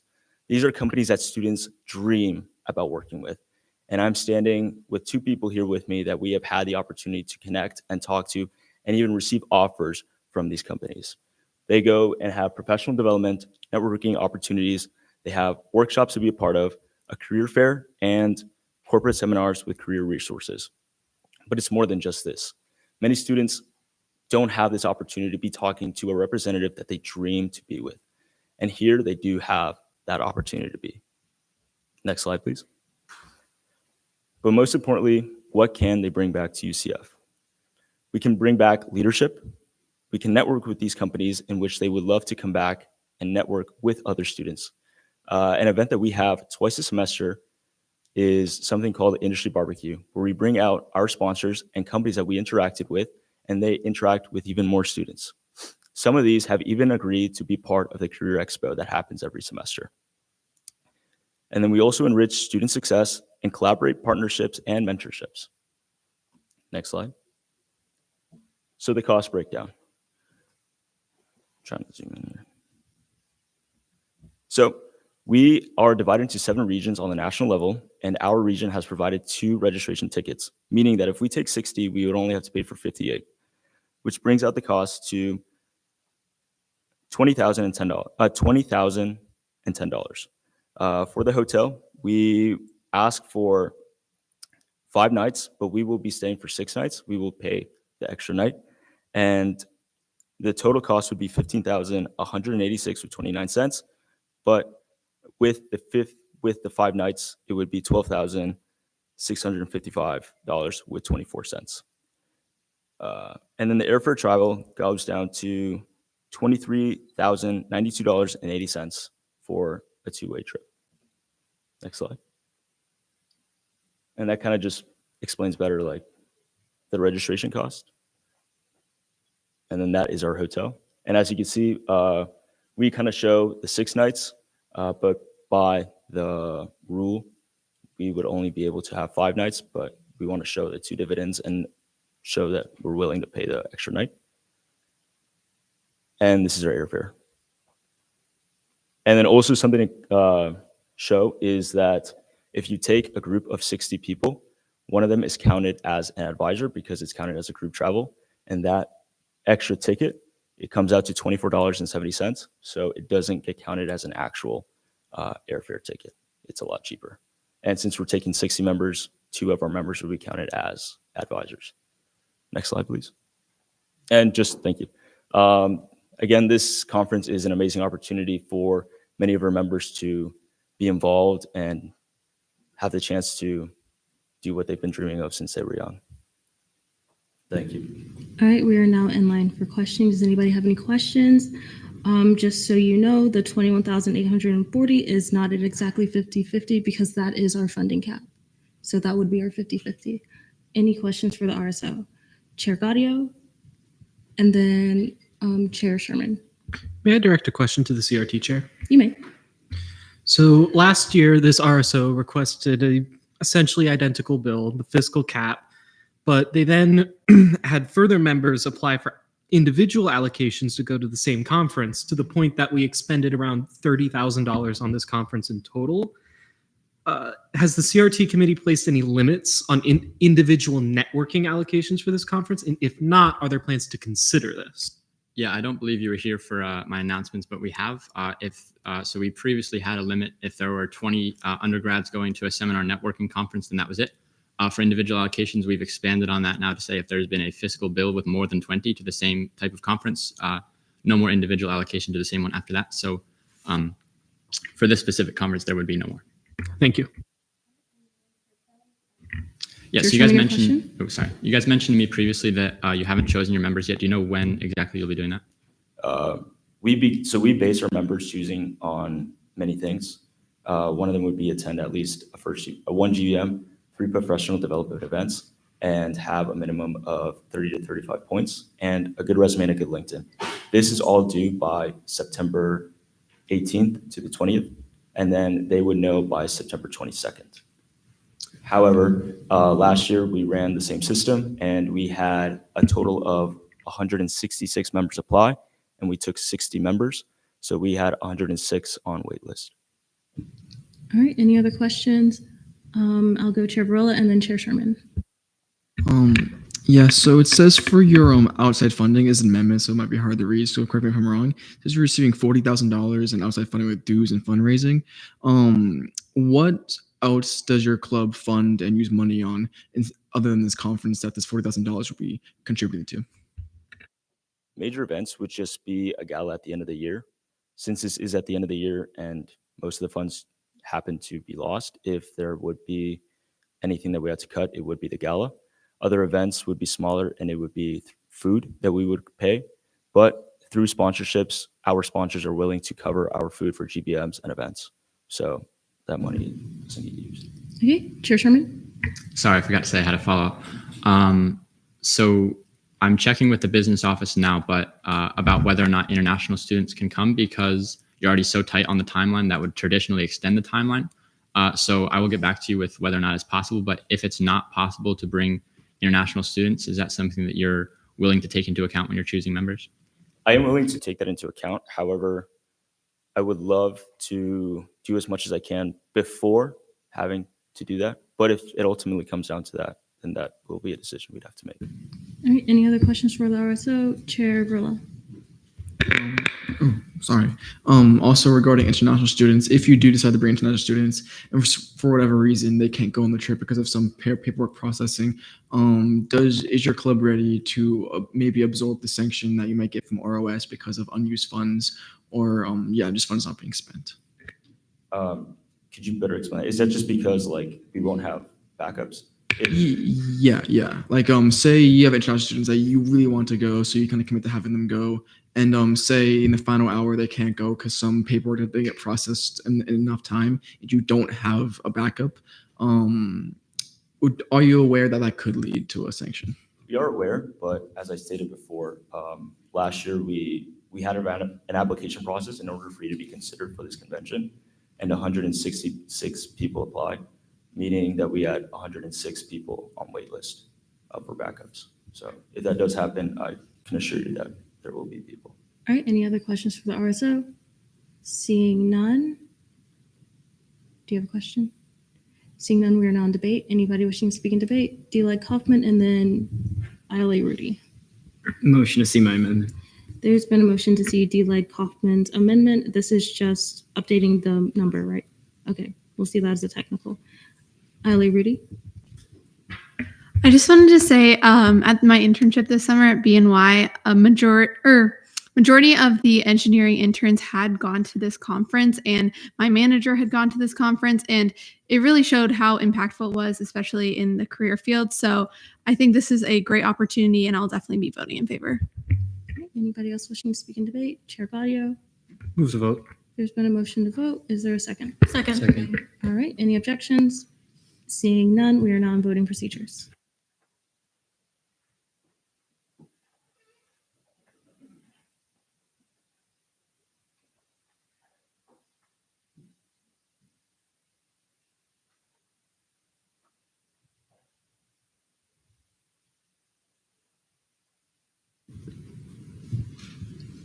Okay, with a vote count of 44-0 Fiscal Bill 5710 passes second reading.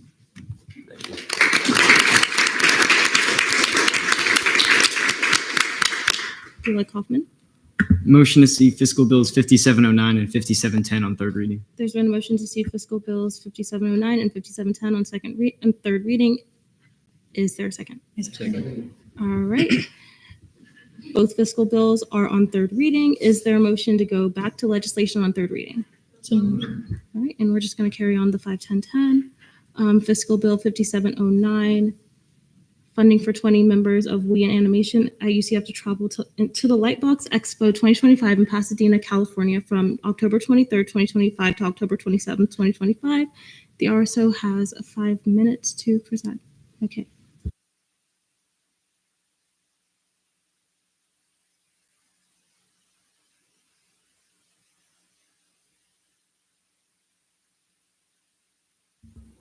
Hello. Hello, everybody. Welcome back again. Just to bring up some points that I kind of glossed over before, but I think are really important to mention, is that in the spring semester, we have a creative mixer where we take industry professionals to speak to We in Animation. That's only for dues-paying members are able to get portfolio reviews from them as well. And a majority of those speakers come from the Lightbox Expo. And last year, I believe over 50% of the speakers that we had speakers from Disney and Pixar and DreamWorks and all other large companies that deal in animation. A lot of those people came from our networking in Lightbox. I just wanted to mention that. I secede the rest of my time. Thank you. All right, we are now in a period of questioning. Does anybody have any questions for the RSO? Chair Rilla? May I direct a question towards fiscal leadership? Do you have a specific person? Do you like Kaufman? You may. Is the seeing them at the reading just a timeline thing? Yes.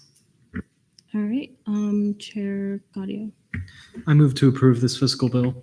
There's been a motion to approve this fiscal bill by general consent. Are there any objections? Seeing none, this fiscal bill 5709 passes third reading. Thank you so much.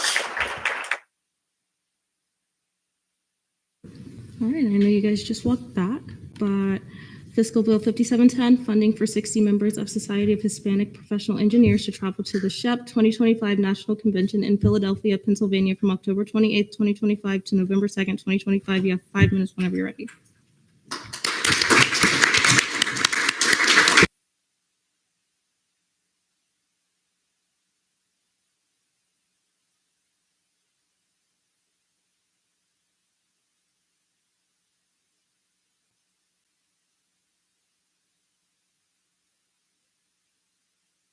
Sorry.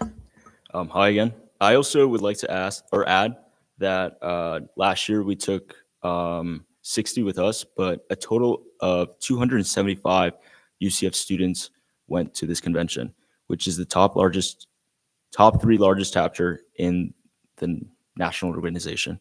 50% of the members were from our bundle received an internship, and this is an amazing opportunity with all the stuff that's happening today with the DEI. It's a great opportunity for them to have their voice heard.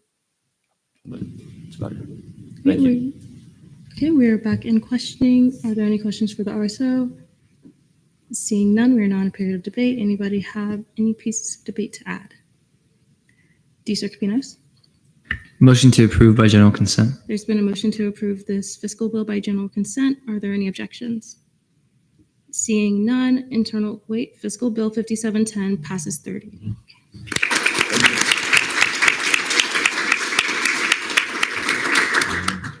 Okay, perfect. Internal committee caucus time. Okay, so we're going to do ENA in here, and then we'll do SBA in the conference room.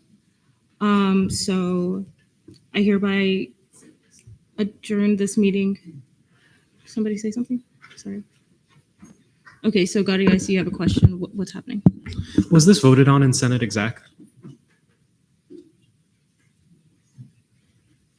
No. So they have to do it separately. It must be done separately. Okay, real.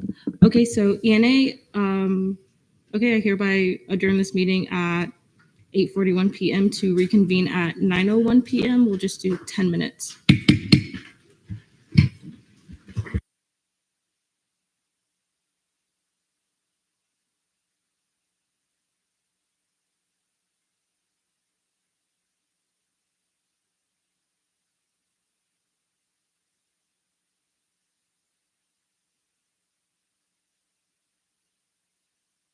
All right, everyone be quiet. Leaving the room, please.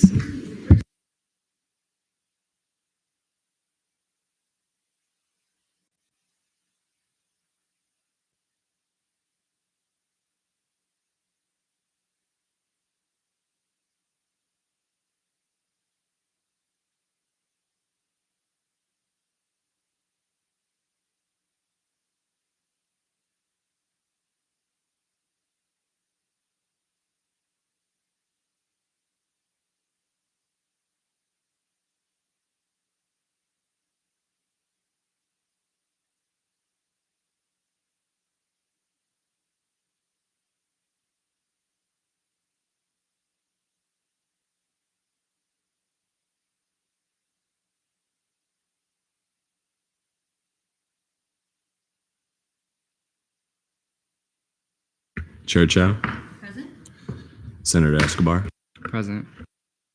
Senator Matthews. Present. Senator Rickett. Senator Benesh.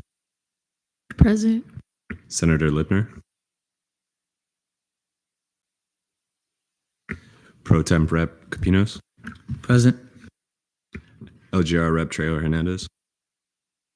EC Representative McCarty.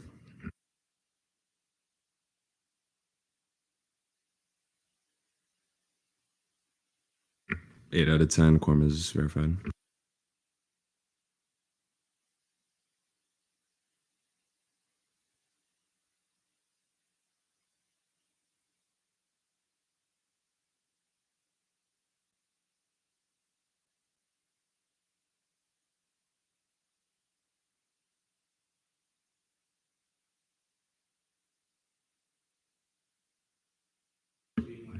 Okay, thank you. Is there any announcements from non-committee members? Seeing none. Okay, we're going to go to new business, confirmations. Do I have a motion? Motion for a 442. Is there any objections? Seeing none, I'll start on your first word, okay? Is this working? Yeah. Good evening, Chair Chow and members of the Elections and Appointments Committee. My name is David Orjuelo. I'm a third-year computer science major. My passion is learning and helping my peers succeed. I tutored ESOL students in K-12 math and English at Kumon, and I'm looking to serve as a senator for the College of Engineering and Computer Science to help continue the work of best serving the student body. Outside of academics, I'm passionate about staying active. I love going to the gym, and I play intramural soccer and pickleball, with plans to join tennis soon here at UCF.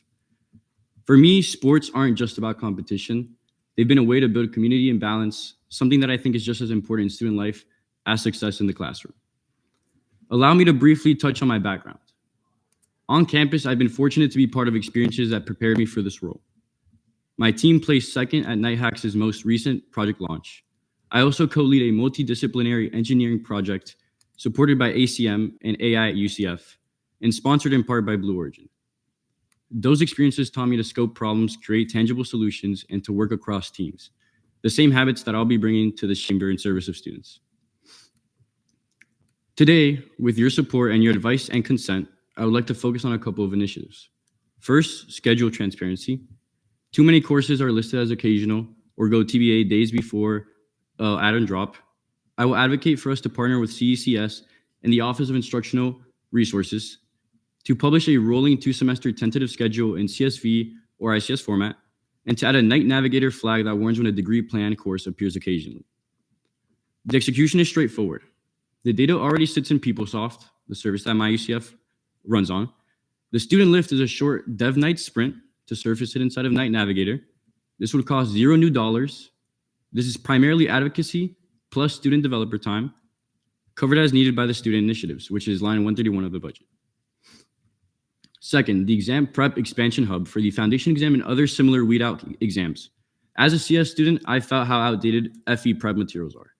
I will ask the CECS Dean's Office to add modern tools like feprep.net to the official resource list, and I will pilot an exam prep mini grant of up to $500 per event so RSOs can host review nights with current materials. This would also come from student initiatives, line 131, which received a $2,500 bump this fiscal year for caucus and student initiatives, setting aside roughly 20% or $500 to start. Third, graduate success and representation. UCF's research footprint is growing, and as someone looking to pursue a master's degree at UCF in the future, I believe grad students should feel seen in the Senate. I will propose a graduate student caucus with one senator per college meeting bi-weekly. This would cost almost nothing. Any light printing can come from the Senate Working Fund. I'll also advocate to reserve 10% of registration and travel, that's line 150, specifically for graduate conference travel. It's a simple reallocation within the $520,000 already in that line, so both undergrads and grads benefit with no new dollars needed. Finally, I aim to launch a grad to undergrad mentorship program inside Knight Connect, volunteer run on an existing executive platform in alignment with the campaign's graduate student advisory focus. While I'm still learning the budget process and may be mistaken on certain items, I'm also eager to work with leadership and with Comptroller Drinkwater to determine the best pathways to pursue these initiatives. I will also gain a fuller understanding of the budget process after I complete the ANSF financial training. If confirmed, I commit to you that I will serve this body to the best of my ability. I'm here to listen, to deliver, and to make the engineering student experience a little less confusing and a lot more supportive. Thank you, and I welcome your questions. I yield. Is that a thing? Sorry. We're now in a period of questioning. Senator Happiness. I see that you're involved in a lot of things on campus. I think that's great. But adding a senator onto that plate, how do you think they'll be able to balance that with your life and schedule and still being able to fit in time for yourself in the sports that you do? That's a great question. I think to answer on the sports topic, that's my least priority. Classes come first. So if Senate were to require more work that like I can't get involved with intramural, so be it. That's not a priority along with school and Senate. I've also, I keep my calendar. I already calculated a little bit of how many hours that would take away from my time and under what I would consider my burnout amount. So I'm confident that I can plan my time right. Thank you. Senator Escobar. Can you name two duties of a senator? Yeah, serve on at least one committee, come to committee meetings and weekly committee meetings, Senate weekly meetings, meet with the dean. There's more, but. Senator Banesh. Are there any committees or caucuses you're planning on joining? Yeah, actually, I was between FAO and CRT. I heard that I want to say, and I might be mistaken, that FAO meets on Mondays at 2 p.m. and that's the only one of the two that I would be able to fit into my schedule because CRT is on Wednesdays 3 p.m. I want to say, and I have a class that day. So looking for FAO, and if that doesn't work, there's other committees that I can consider joining as well. Senator Matthews, did you still have a question? So if you get confirmed in this role, how would you ensure that the college that you're in is their voices are being heard through Senate? So I represent 1,000 students, and I know that sounds like a big number, but I see a lot of students every day, whether that's through Night Hacks, a student organization, walking through campus. Today I've been here from 12 p.m. It's now 9 p.m. almost. I see a lot of people and I talk to a lot of people, so I'm always asking people what their opinions are, what they think is going on. So I think, I might not reach that 1,000 number, but I see a lot of people, and I think that gives me access to find everyone's opinions. Debate time has elapsed. We're going to be moving on to we're going to be moving on to, oh wait, sorry. Yes, questioning time has elapsed. We're going to be moving on to a period of debate. Is there any pieces of debate? Okay, Senator Hernandez. I don't want to go first. Senator Escobar. I'll be voting strongly in favor of this candidate. His experience speaks for itself. He's highly involved in not only his major, but in extracurriculars and around campus. And his initiatives are very well thought out, very focused on not only his own college, but also different populations on campus, different needs on campus that I think will be reasonably addressed in these initiatives. So I encourage you all to vote in favor. Senator Escobar, and then Senator Matthews. Senator Banesh, and then Senator Matthews. I'll also be voting in favor. First of all, the Kumon to Senator pipeline is real. I know it because I was working for Kumon for 3 years. So shout out Kumon. I really love this senator or future senator, hopefully, initiatives, especially number one with the Ready Schedule transparency. As somebody who was working with the Intercampus and Transfer Caucus on an initiative similar to this, I really find this interesting. And if confirmed, I would love to work with you on this initiative. So when you were presenting your initiatives, not only did this candidate cite the budget multiple times and different lines of it, so it really just shows the preparation and just looking into student government further. So I will encourage all of us to vote in favor of this candidate. Senator Hernandez. Hi, okay. Few little things. I like this candidate a lot. They're very ambitious. At the same time, realistically, there's a lot of things listed here that we cannot do. Student initiatives is listed under the student government executive branch. That is money allocated towards them, and that is money that all the coordinators use. So it's money that we cannot use. Stuff with CRT and allocating funds for graduates, and love that. Caucus, grad student caucus. We have currently 30 senators that are grad students, and the Debate time has elapsed. Any motions? Motion to vote. Any objections? Seeing none. Okay, we're going to go ahead and do a roll call vote really quick. Okay, as chair. Okay, I did not know that. Okay, and then raise your hand if you are in favor of the candidate. Okay, looks like everyone's in favor of the candidate, so you are now confirmed by the ENA committee. Now go ahead, just count everyone else. And then Senator Hernandez. Motion to adjourn. Okay, there is a motion to adjourn the meeting pending panel roll call. Vice Chair Rojo Case. Final, same as initial. I hereby adjourn this meeting at 8:53 p.m.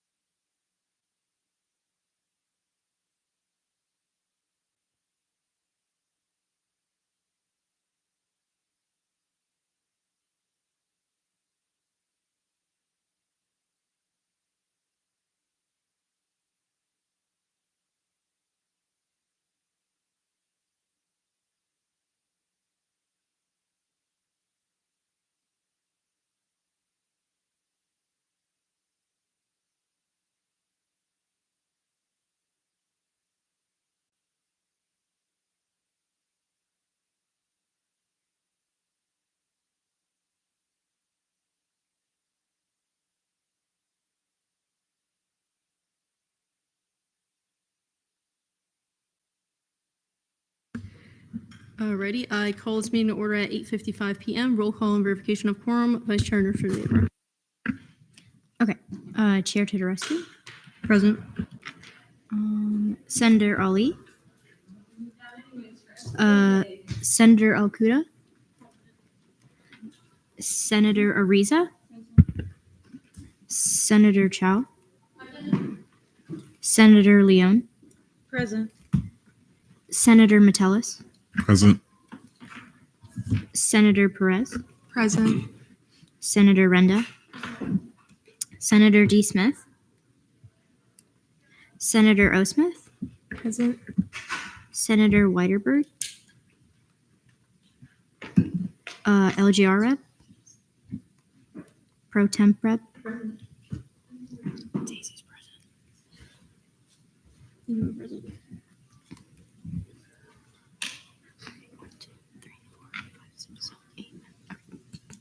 Okay, 12 out of 13 people are here. Quorum is met. Oh, by the way, the agenda says 7:21, not 8:21. Motion to approve last meeting's minutes. Everyone look at today's agenda. Is there a motion to approve today's agenda? All right, motion to move to new business. All right, proclamations. Proclamation 5701, proclamation recognizing August 2025 as Black Business Month. Vice Chair Jones, is there a motion for speech, questioning, and debate? Senator Macelas. There's been a motion for 333. Any objections? Seeing none, Vice Chair Jones, you have 3 minutes whenever you're ready. Good evening, everyone. I created this proclamation on behalf of the Black Caucus to recognize August 25th as Black Business Month. Black Caucus has done this proclamation in past sessions, and as a caucus, we have decided that we wanted to continue the tradition and reiterate the importance of this holiday. Black Business Month is dedicated to highlighting the accomplishments of Black entrepreneurs to the economy and encouraging individuals to invest and shop at Black-owned businesses. Similar to previous sessions, we plan to host a Black Business Showcase in late September instead of August this year to introduce and encourage students at UCF to shop at local Black-owned businesses here in Orlando. I think that having this event further reiterates the importance of this month and the holiday to the Black community. And with that, I yield the rest of my time. All right, and we're now in a period of questioning. Are there any questions for the author? I'll go Chow and then Leon. Move to debate. Do you retain? I rescind. Okay. Pro Temp Mead. Quick question. So in the be it further resolved, it says Assistant Vice President up for Community Support, Dr. Edwana Andrews, or Director of Civil Discourse. Was the or meant to be included, or should it be changed to a comma? I did not add that. I think that, oh, sorry, Brody. That's me. What was in there previously was Social Justice and Advocacy Director Edwana Andrews. That's not her title. And so the director of what that office became is Dr. Haley Winston. Edwana Andrews has the other title. So I kind of listed both. You guys could choose which one of those you wanted to include to replace the Social Justice and Advocacy Director Edwana Andrews. Because it can't, like, that's not that person doesn't exist. Those two other people are people you could put in. You can choose which one you want. Okay. Pro Temp Hamid, a follow-up. I was going to move to debate. Oh, sorry. Do I need to like choose one now, or can we just keep them both in the proclamation? Okay, I think I'll keep them both in there. There's been a motion moved to debate. Are there any objections? Seeing none, we're now in a period of debate. Pro Temp Hamid. Motion to see the amendments as a block. There's been a motion to see the amendments as a block. Are there any objections? Seeing none, Pro Temp Hamid. Okay, so these are just additions to the be it for the resolve clause to add different people, whether that be from different organizations or just RSOs in general. I will say that I believe Black Men in Medicine Inc. is repeated twice next to each other. My computer's being really weird, so I can't delete it. So if someone could fix that. And also if someone could change the or to a comma, I would really appreciate it. But I yield the rest of my time. We're now in a period of questioning on the amendments. Are there any questions for Pro Temp Hamid? Senator Marcellus. Motion to approve these amendments by general consent. I object. Sorry. No one changed the or. Sorry.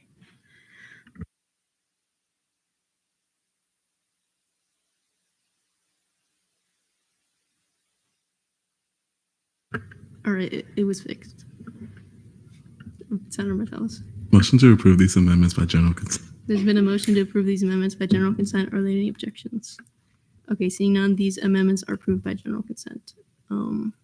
We are still in debate on the proclamation. Senator Marcellus. May I retain? You may. This bill is beautifully written. With that, move to vote. It's been a motion moved to vote. Any objections? Seeing none, we're just gonna do like you raise your hand. So all those for the proclamation. Okay, that's everybody. Okay. This proclamation passes by majority vote.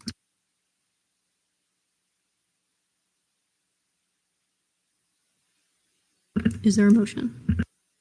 Senator Leon. May I ask like a general question? Sure. I was wondering because I like not the events, the vendors you guys had last year. Are you guys going to be having the same ones? Are you going to try getting more variety, or what is the circumstances? So actually at our last meeting, we talked about this. Some of the people that were on the thing from last semester didn't come. So we're keeping the same people. And then we have our members reaching out to other vendors to try to get more people in. Understood. I look forward to it. Is there a motion? Senator Chow. Motion to adjourn this meeting. There's been a motion to adjourn this meeting pending on final roll call. Any objections? Seeing none, Vice Chair Nurse-Medeva. Roll call is same as initial. All right, I hereby adjourn this meeting at 9:02 p.m.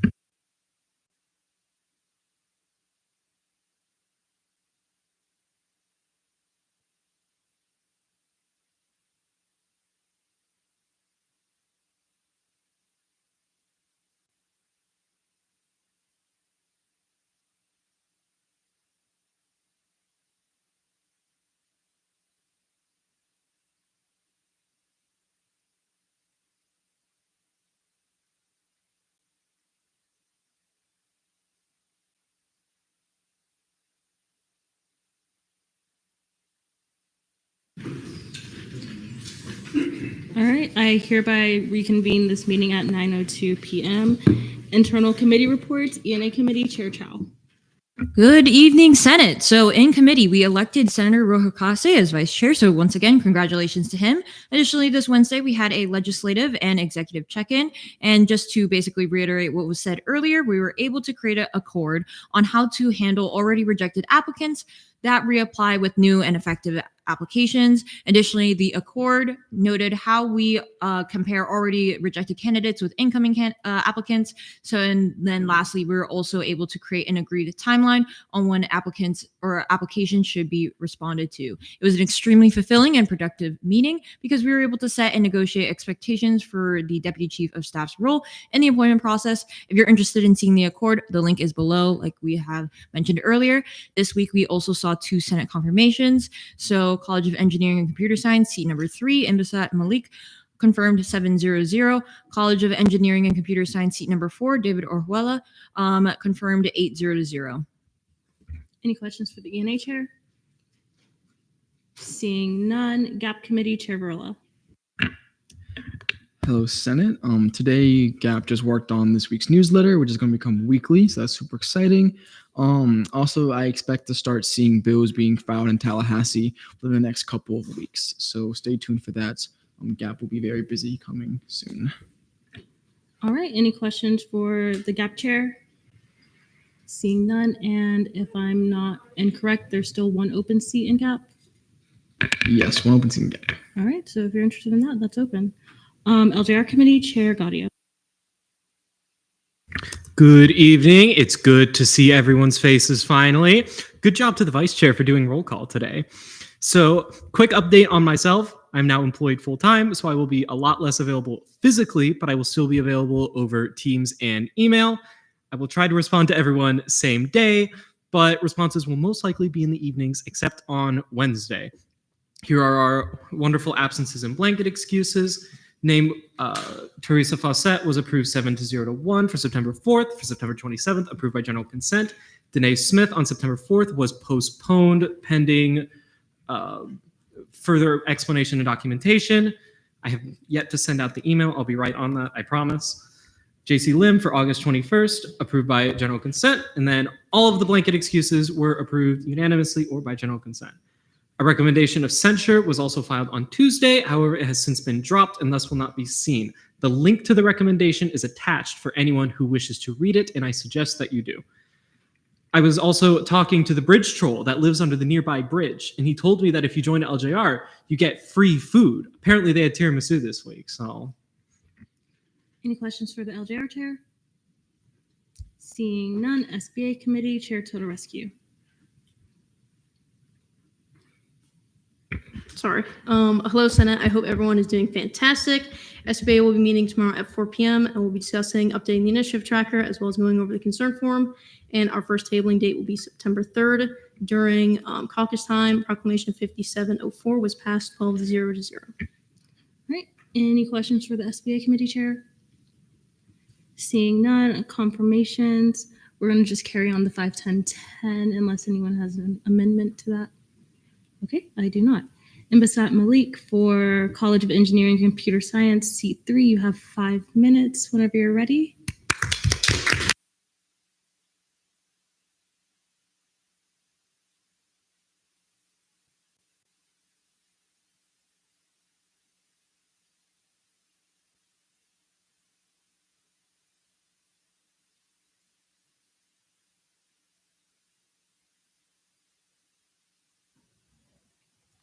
Should I start?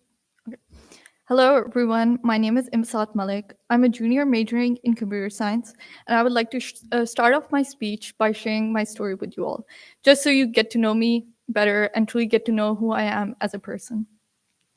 I'm an international student from Pakistan, and for the past 2 to 3 years, Pakistan is being led by a government that wasn't elected by the people, but instead our elections were rigged by the military to get these people in power. I personally come from a political family, and my mother is a politician. My mother belongs to the most popular political party in Pakistan. And this political party happened to be removed to get the current government in power by the military. After this political party was impeached by the military, it sparked protests all across Pakistan. And to tame these protests down, the military arrested the main political leaders of my mother's party, and one of the people arrested was my mother.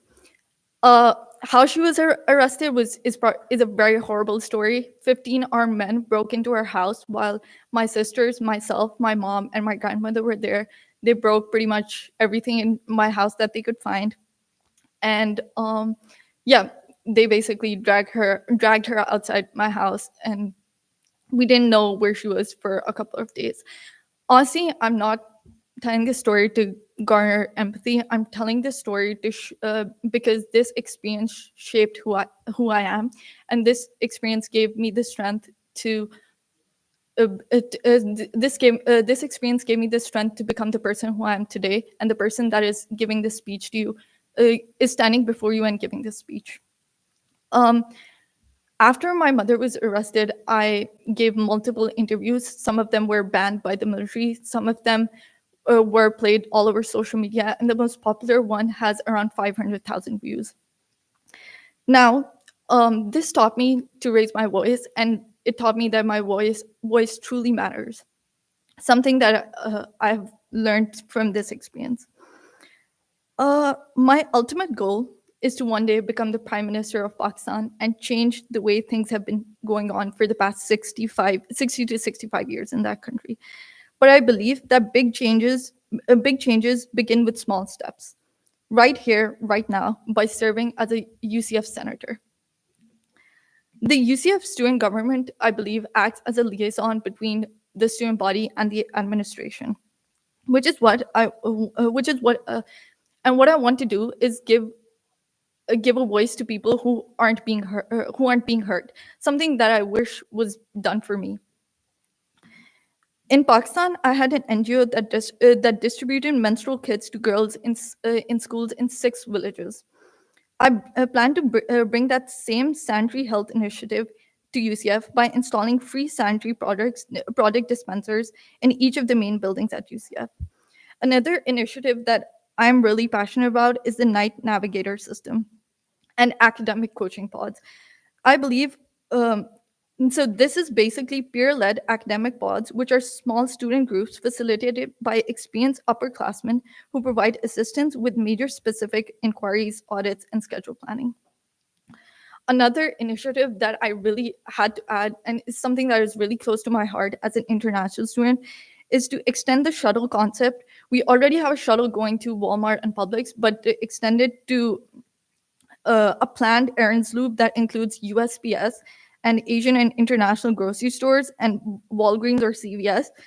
It's something that would be especially helpful to a lot of international students here. And those of you who don't know this, UCF is probably home to one of the largest international student population in the United States of America.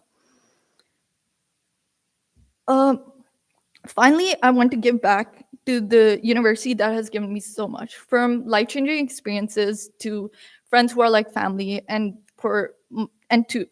my education. I want to emphasize this: I do not want to work alone. I believe the Senate has already done amazing work for our student body, and I want to continue building on that foundation. I believe that united we stand, divided we fall, and together we can make UCF a place where every student feels supported, heard, and empowered. Thank you so much. All right, we're now in a period of questioning. Does anybody have any questions? Disha Capinos? Do you have any initiatives that you're hoping to bring here at UCF with you? I will say she did just talk about all of her initiatives. All right, are there any other questions? Seeing none, we are now in a period of debate. Anybody wishing to speak in debate, I will go Senator Metellus and then Chair Gaudio and then Senator Benesh. I will definitely be voting in favor of this candidate. Her story is very inspiring, and it's something that, like, she basically went through a nightmare for many of us, and to be able to utilize that and turn that into something that drives her passion for where she wants to be later in life, and to also use that here at UCF is very inspiring and commendable. And also, when it comes to her initiatives, I really like the like peer coaching, peer mentoring thing for planning your major, because I personally kind of started just utilizing that for how I have been planning my pathway. Because the people who have just done it before me that I've met in clubs like ASCE and other things are the people who have given me the best advice. And having a more organized program for upperclassmen to sign up to like give advising to underclassmen on which pathways they should go, I think that's a very interesting program. I'm honestly surprised that's not even already a thing. So if we can get that going, that would actually be something that's very impactful. So I'll be voting in favor. Sure, Claudia. May I direct a question? I meant to ask this during questioning. You may. Thank you. I didn't quite catch this when you were speaking. My apologies. But how do I pronounce your name? Imbasat Last name? Malik. Okay, in the future, that can be figured out afterwards. Senator Banesh, did you have a question or speak in debate? Sorry. Yeah, I'm just going to echo the sentiments of Senator Metellus. I really do. First of all, your story really, it made me emotional. I was sitting here like, wait, you're like a true testament to UCF and like a lot of international students' journey. So first of all, I just want to thank you for telling us that story because that's really emotional. But yeah, your abilities seem amazing. I'm excited to see what you do if you get confirmed, and may I retain? You may, but do remember that debate is to be aimed towards the chair, not the individual. You may. My fault. You're good. Go on. Move to vote. There's been a motion to move to vote. Is there a second? Second. All right. Any objections? Seeing none, we are now on voting procedures.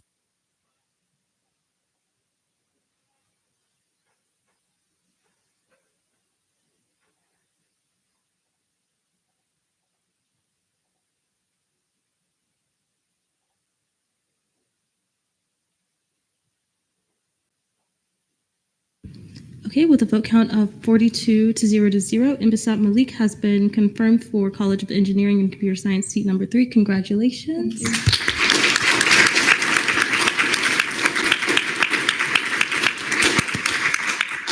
And then for now, just take a seat back there until we get the other confirmee, and then I'll instruct on what to do next. Next, we have David Oryella for College of Engineering and Computer Science seat number 4.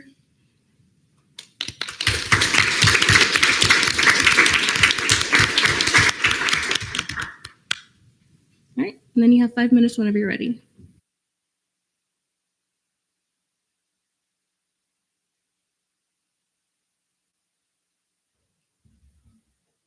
Hello. Good evening, Speaker Courts, Pro Tempore Hamid, and esteemed student body senators. My name is David Orjuela. I'm a third-year computer science major. My passion is learning and helping my peers succeed. I tutored ESOL students in K-12 math and English at Kumon. I'm looking to serve as a senator for the College of Engineering and Computer Science to help continue the work of best serving the student body. Outside of academics, I'm passionate about staying active. I love going to the gym, and I play intramural soccer and pickleball with the plans to join tennis soon here at UCF. For me, sports aren't just about competition. They've been a way to build community and balance, and something I think is just as important in student life as success in the classroom. Allow me to briefly touch on my background. On campus, I've been fortunate to be part of experiences that prepared me for this role. My team placed second at NIHAC's most recent project launch. I also co-lead a multidisciplinary engineering project supported by ACM and AI at UCF and sponsored in part by Blue Origin. Those experiences taught me to scope problems, create tangible solutions, and work across teams. The same habits I'll bring to this chamber in service of students. Today, with your support and your advice and your consent, I would like to focus on a couple of initiatives. First, schedule transparency. Too many courses are listed occasional or go TBA to be announced days before add and drop. I will advocate for us to partner with CECS and the Office of Instructional Resources to publish a rolling 2-semester tentative schedule in CSV or ICS format, and to add a night navigator flag that warns when a degree plan course appears occasionally. The execution is straightforward. The data already sits in PeopleSoft, the service that my UCF runs on. And the student lift is a short Dev Night sprint to surface it inside of Knight's Navigator. This would cost $0 new. This is primarily advocacy plus student developer time covered as needed by student initiatives, which is line 131 of the budget. Second, the exam prep expansion hub for the foundation exam and other similar weed out exams. As a CS student, I felt how outdated FE prep materials are. I will ask the CECS Dean's Office to add modern tools like feprep.net to the official resource list, and I will pilot an exam prep mini grant of up to $500 per event so RSOs can host review nights with current materials.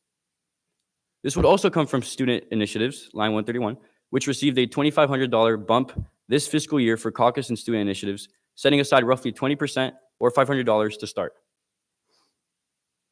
Third, graduate success and representation.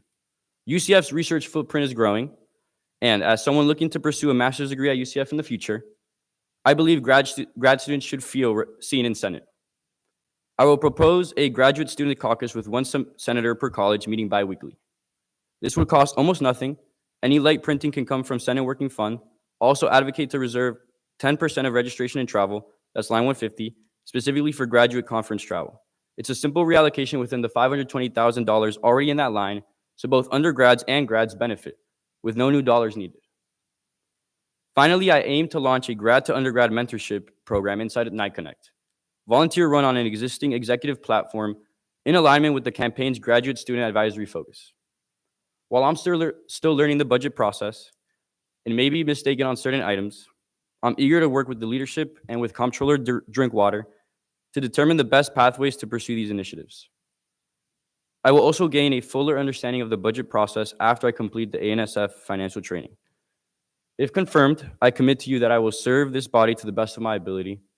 I'm here to listen, to deliver, and to make the engineering student experience a little less confusing and a lot more supportive. Thank you, and I welcome your questions. All right, we're now in a period of questioning. Does anybody have any questions? Vice Chair Wonjin. Could you elaborate a little bit about your graduate student caucus idea? Yeah, I know that graduate students tend to be a little bit underrepresented in the Senate. I think we have 3 seats for them. And like I mentioned, I really want to study my master's here, and I think that's something that's important. So were you looking for a specific question about it? I know that to create a caucus permanently, you need to amend the statutes. So that's probably something that I have to look more into. And I know there's ad hoc caucuses as well. So maybe I'd probably start with an ad hoc caucus, see if that delivers, if that works. Then I'd probably partner with someone else to see if statutes can be amended. All right, Chair Gaudio, and then Vice Chair Wonjin. May I ask 3? You may. Okay. My first question is regarding your graduate student caucus. Why, reading through your proposal, why limit it to 1 senator per college when we have dedicated graduate studies senators, when any voice in favor of graduate students is a welcome one? I understand your concern. I felt like a caucus would be some way to better represent their needs as a whole, where they can get together, convene, talk about those ideas better, and honestly, it just felt like a way to represent them a little bit better. All right. My second question is, I also noticed in your proposal that you wanted to contribute to the student body president's work on MyUCF, and you mentioned that you've also worked with the comptroller. Do you have any prior relation to the student body president? No, I didn't say that I have worked with the comptroller. I said I would work with the comptroller. I read on their campaign promises, and that's aligned with my initiatives as well. So it seems, to answer your question, no, I don't have any sort of previous connection, but it seems the best that if the executive platform has something that they want to do that I want to do as well, that it'd be something that we'd work on to make happen, bridging legislative and executive branch. My final question is, I noticed that with regards to your work history and experience, you have a lot of experience, particularly in the field of machine learning and artificial intelligence models. So, of course, the question now must come of, what are your opinions on the use of artificial intelligence? And if confirmed, how would you plan on potentially using it? I assume you're talking about ChatGPT, right? Large language models.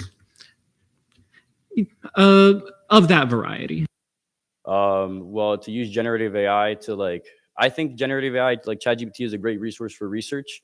I wouldn't personally use it for things that are important because generative AI has been shown to hallucinate and make mistakes quite a lot, actually. So its use would be purely to scrape websites and pull data, some manual work that can be eased by ChatGPT. Okay, Vice Chair Wondren. Mine's mostly a follow-up.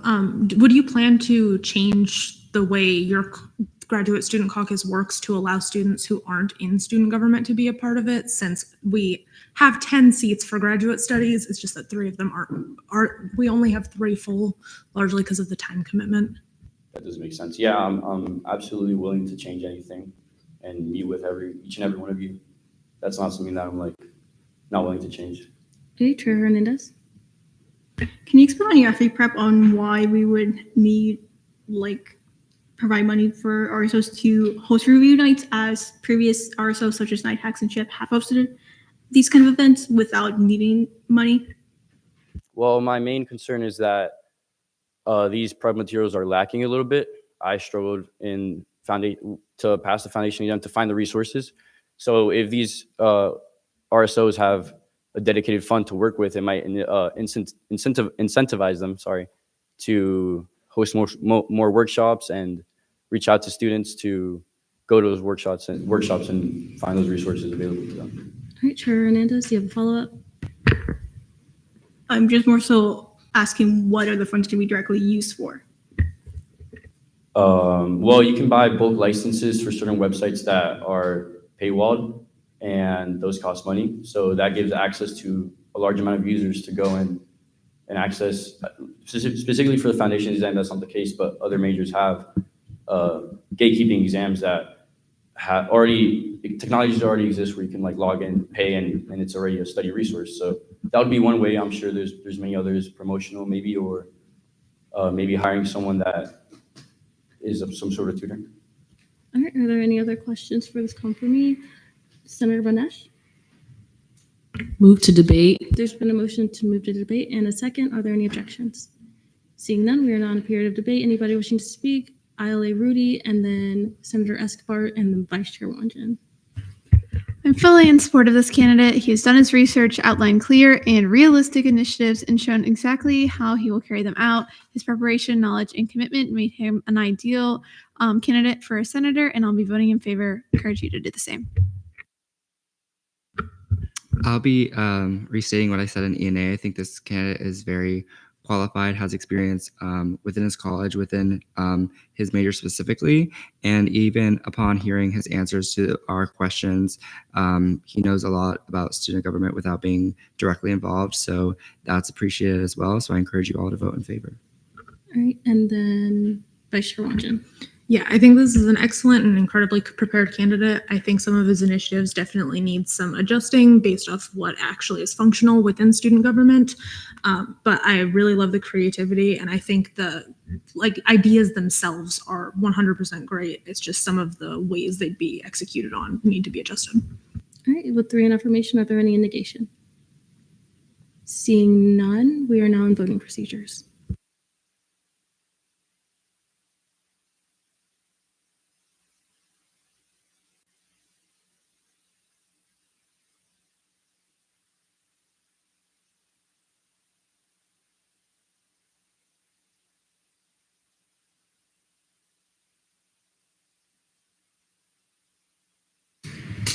Okay, with a vote count of 39 to 2-0, David Oriella has been confirmed for the College of Engineering and Computer Science, seat number 4.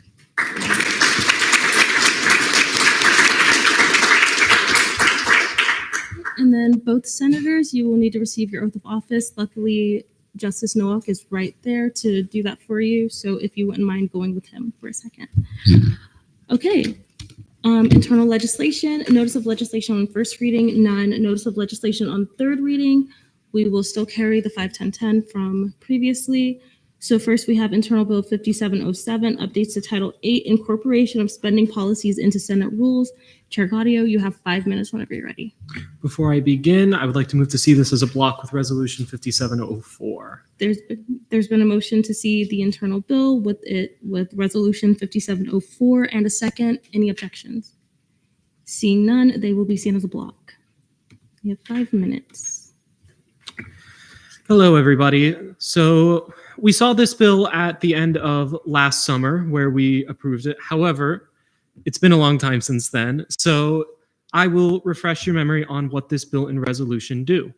Currently, Title 8 is our finance code. It governs everything that involves the distribution of our ANS money. At essentially the entire second half of this 27 page document is dedicated purely to how the CRT, FAO, and ORS committees handle themselves with regards to allocations, certain sanction policies and guidelines.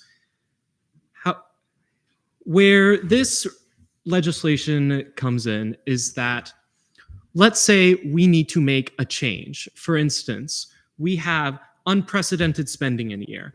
We have to make changes.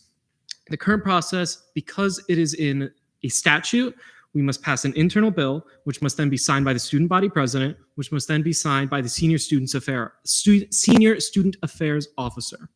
That is not conducive to a quick amendment time, especially if these policies are time sensitive, which if we have the need to amend them, they usually are. Historically, the precedent for this exists as well. All of these policies used to be passed in resolutions by the student body senate. They weren't even contained within the statutes or the Senate rules. The reason it was moved to Title 8 to begin with was for transparency, so that any RSO could look on our website and immediately see, this is what I need to know. Now, Title 8 has a lot of other information, but that information is best kept constant. It doesn't need to necessarily be changed because it involves more than just how our committees govern themselves. These are our committees with the money that has been allocated to them to be spent. So for us to not have complete control over how our committees spend our money does not quite make sense to me. That's about all from my spiel. I would like to yield to Vice Chair Wanjan for if she has anything she would like to add. I don't. I yield back. In that case, I will yield my time for questioning. Okay, we're now in a period of questioning. Are there any questions? Pro Tem Hamid and then Senator Escobar. Really quickly, are you able to confirm that everything that you're moving between Title 8 to this new rule is correct? What do you mean by correct? Like, did you move everything correctly? Oh, yes, I checked through this a second time. Now, of course, I'm still not infallible, so if you have noticed anything, please bring it up. Okay, and then Senator Escobar. Upon this change, would there also be a change to the FAO and CRT forms as well as the ASNF training modules as to where to find, where RSO leadership can find like all the like policies? So those would still be, so in terms of where they would lie statutorily, they would still remain in Title 8 because, you know, we probably shouldn't be on a whim saying, actually, you don't need financial training. However, financial training is created by the ANS business office. Because we're not changing the actual policies, everything that is in ANS business would still be in the financial training. It would still be there. So those sort of policies would still be collected together. Okay, Senator Orella. Present in voting. Senator Orella, present in voting, so noted at 9:31 p.m. Am I saying your last name correctly? Orjuela. Okay. Orjuela. Always. Perfect. Thank And you. then Senator Malik. Present at voting. Senator Malik, present in voting, so noted at 9:32 p.m. We are still in questioning on this bill. Are there any other questions? Seeing none. Oh, Senator Escobar. What I meant, sorry, was that like in the trainings, in the current trainings and in the forms, it tells like students like where to go to find these policies on like what they can ask for, how they can ask for it. So would that be updated as following this change?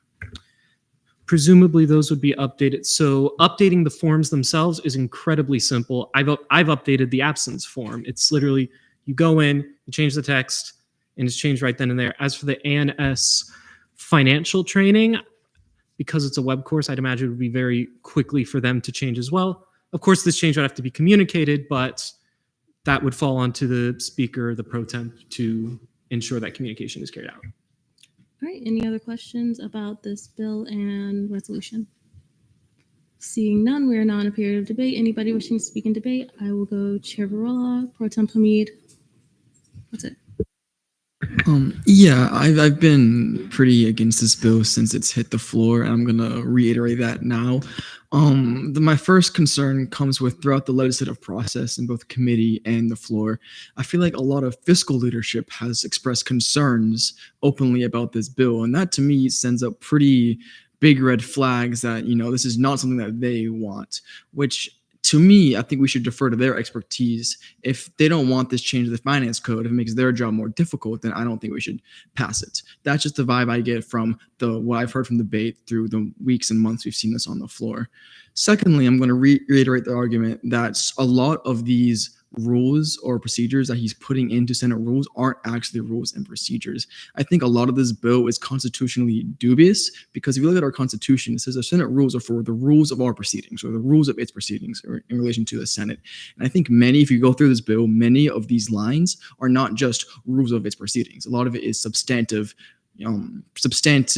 policy decisions, like who can get money, how much, who can't get money, stuff like that, which I don't think is properly put in Senate rules. I think a lot of that should go through the president and should go through the Student Success and Wellbeing Vice President because they are very substantive policy changes that has a lot of effect for students. And I don't think stuff like that, so very important stuff like that should be in Senate rules. I think there should be more checks to what we can pass and how much what we pass has an effect directly on students. And money is very unique because it has an extreme direct effect on students, probably more than anything we do in this body. So I think that moving all of this to Senate rules is reckless and improper. I would be more in favor of voting this bill down in favor for maybe a bill that only adjusts funding allocation limits, as I believe it was initially conceived as, to address the problem of needing to really quickly change an allocation cap. To me, that makes more sense than wholesale moving everything regarding to Senate's financial policy into rules.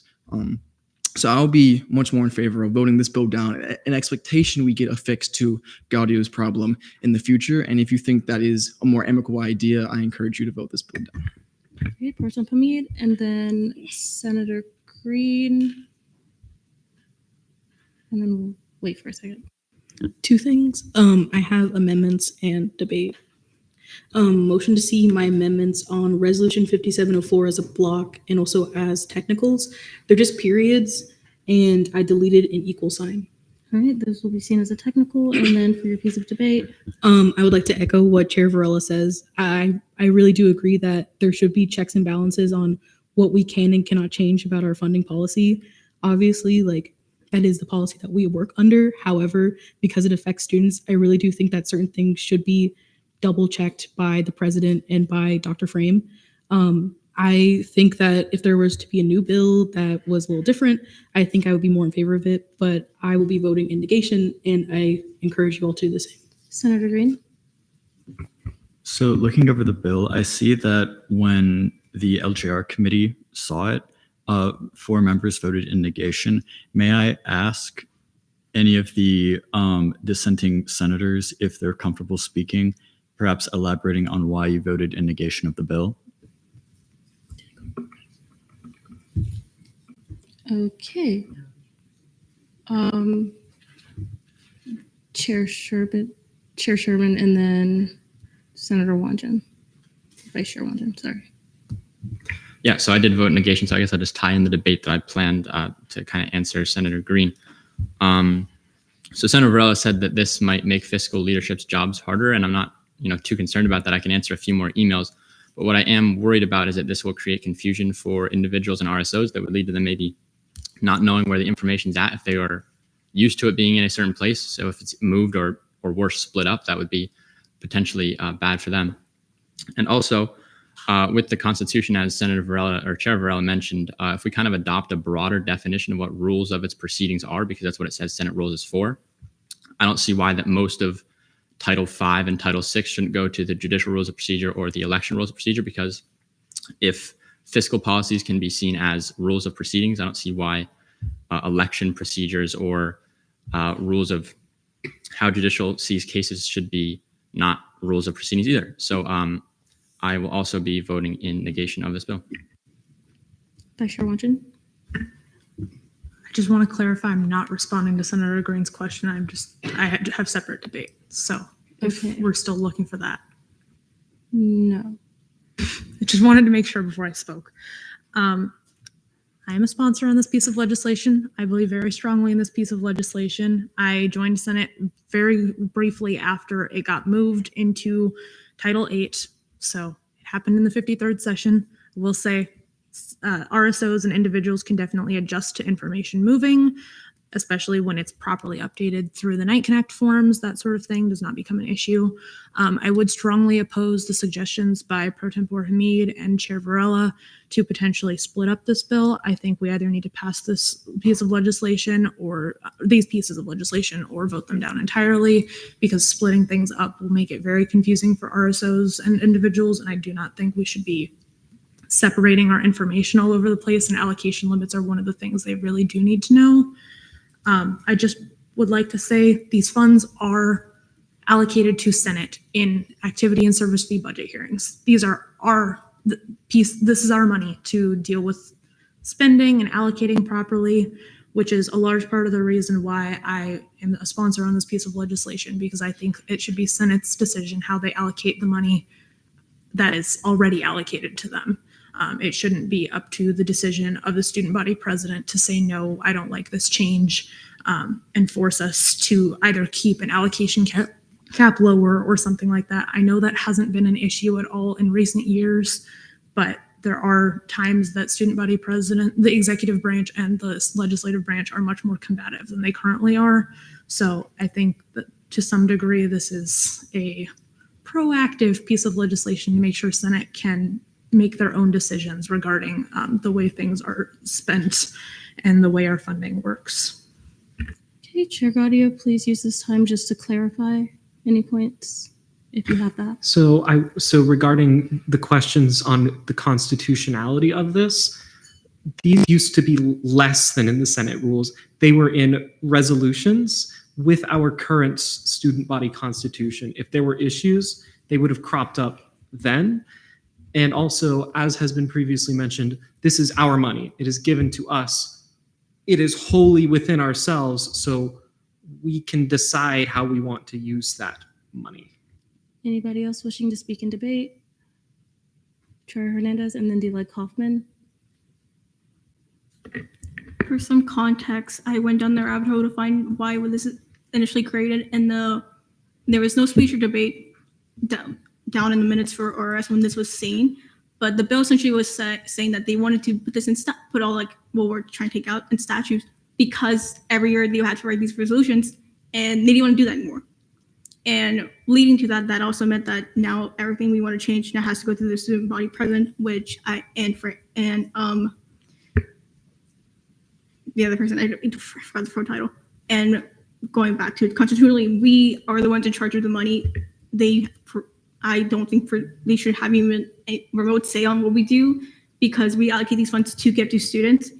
And I had a whole little list of things to say, and I'm forgetting. Also, back then, Wayback Machine, love Wayback Machine. The Title VIII used to be 13 pages. And the way we would set up how ours can look at it is like, you know how we have all of our committees like listed? They would still have the CRT like spending policy or FAO spending policy. Those still existed. RSOs can adapt to change. They get new leadership every year and they learn, okay, this is where we go. And I'd say having that is much more clear than having them dig through a 26-page document, because time is money, and trying to find where you need to go on a 26-page document is kind of hard to do. Yeah. Okay, there is a minute left in debate. Does anybody else have anything they wish to say? Use your time wisely.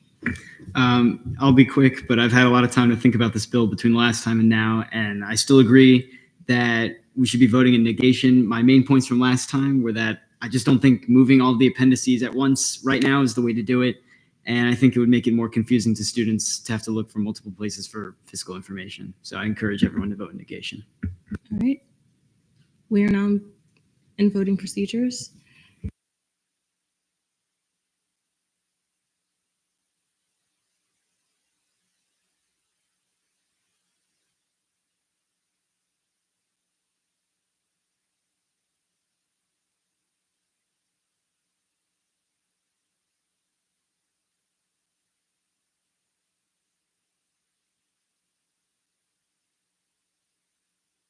Okay, with a vote count of 14 to 29 to 1, Internal Bill 5707 and Resolution 5704 do not pass third reading.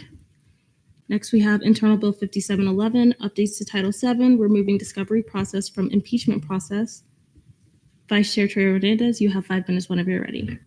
Hello, refresher. Basically, we're kind of shortening the process of the impeachment process as it currently holds in where we involve the student conduct board, and as they become the new director, which is basically the middle process between impeachment and then removal hearing. And the whole reason being is that it's including an external person, and also the concern of like they have to be volunteer within that. And if that doesn't happen, then what happens during the impeachment process? Everything just kind of nothing happens. Besides that, we're essentially just removing a lot of that entire section, which is the bulk of it, and then accommodating and then making sure like the other places reflect that those changes. I yield. All right, we're now in a period of questioning. Are there any questions? Senator Zivin? Seeing as this was passed, unanimously on second reading, I'm moving to approve this by general consent. Are we sure that it looks good? Okay, so there's been a motion to approve by general consent. Any objections? Seeing none, Internal Bill 5711 passes third reading. Internal Bill 5712 updates to Titles 14 and 2, removing the executive board members of an SG agent to be SG agents. Vice Chair Trey Hernandez. Hi, just changing it so that the entire SG agency board are not SG agents, so we don't have to keep track of who does financial training according to Title 8. I yield. All right, we are now in a period of questioning. Are there any questions? Seeing none, we are now in a period of debate. Anybody wishing to speak in debate? Vice Chair Wanjin. I'm so sorry. Can we see my amendments? Where are your amendments at? They're to the title. Okay, yes, that will be seen as a technical. Anybody wishing to speak in debate? Chair Gaudio. I move to approve this bill. There's been a motion to approve this bill by general consent. Any objections? Seeing none. Okay. Notice of legislation on second reading. Proclamation 5704, proclamation recognizing August 2025 as Black Business Month. Vice Chair Jones, you have 5 minutes whenever you're ready. Okay, good evening, everyone. I created this proclamation on behalf of the Black Caucus to recognize August 2025 as Black Business Month. Black Caucus has done this proclamation in past sessions, and we as a caucus wanted to continue this tradition and reiterate the importance of this holiday. Black Business Month is dedicated to highlighting the accomplishments of Black entrepreneurs to the economy and encourages individuals to invest as well as shop at Black-owned businesses. Similar to previous sessions, we plan to host a Black Business Showcase in late September instead of August to introduce and encourage students at UCF to shop at local Black-owned businesses here in Orlando. I think that having this event further reiterates the importance of the month and the holiday to the Black community. And I yield the rest of my time. All right, we are now in a period of questioning. Are there any questions? Seeing none, we are now in a period of debate. I do see an amendment. Vice Chair Wanjin. Move to see my amendment. There's been a motion to see Vice Chair Wanjin's amendment. Is there a second? And a second. Are there any objections? Seeing none, you have a minute whenever you're ready. This is just because Wayne Jackson has retired, and as far as I can tell, Mass doesn't exist. So I couldn't find somebody to properly replace him with, so I just have it deleted. If somebody has somebody to replace him with, I will see it as a friendly. Okay. We're now in a period of questioning. Okay, we're now in a period of debate. Does anybody have anyone to add to that? Okay, Chair Gaudio. I move to approve this amendment. There's been a motion to approve this amendment by general consent. Any objections? Seeing none, the amendment is approved. We are still in debate. Senator Metellus. You may. So I'll be voting in favor of this proclamation and encourage you guys all to do the same. The bill is very informative and very well written. And Black Business Month, like stated, is very important and something that we've always celebrated as Black Caucus and in student government. So with that, I move to vote. There's another motion to move to vote. And a second. Any objections? Seeing none, we are now in voting procedures.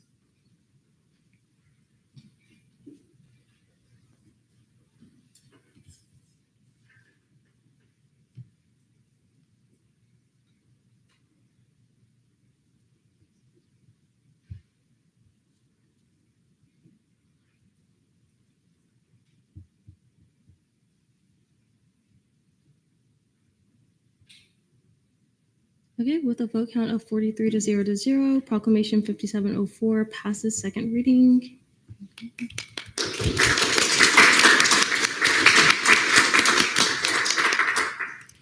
Great timing.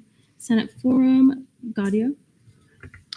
Hello, everybody. So I wasn't here for the initial announcement, so I may retread old ground. Forgive me, but I wanted to draw some attention to the appointments which got talked about during announcements.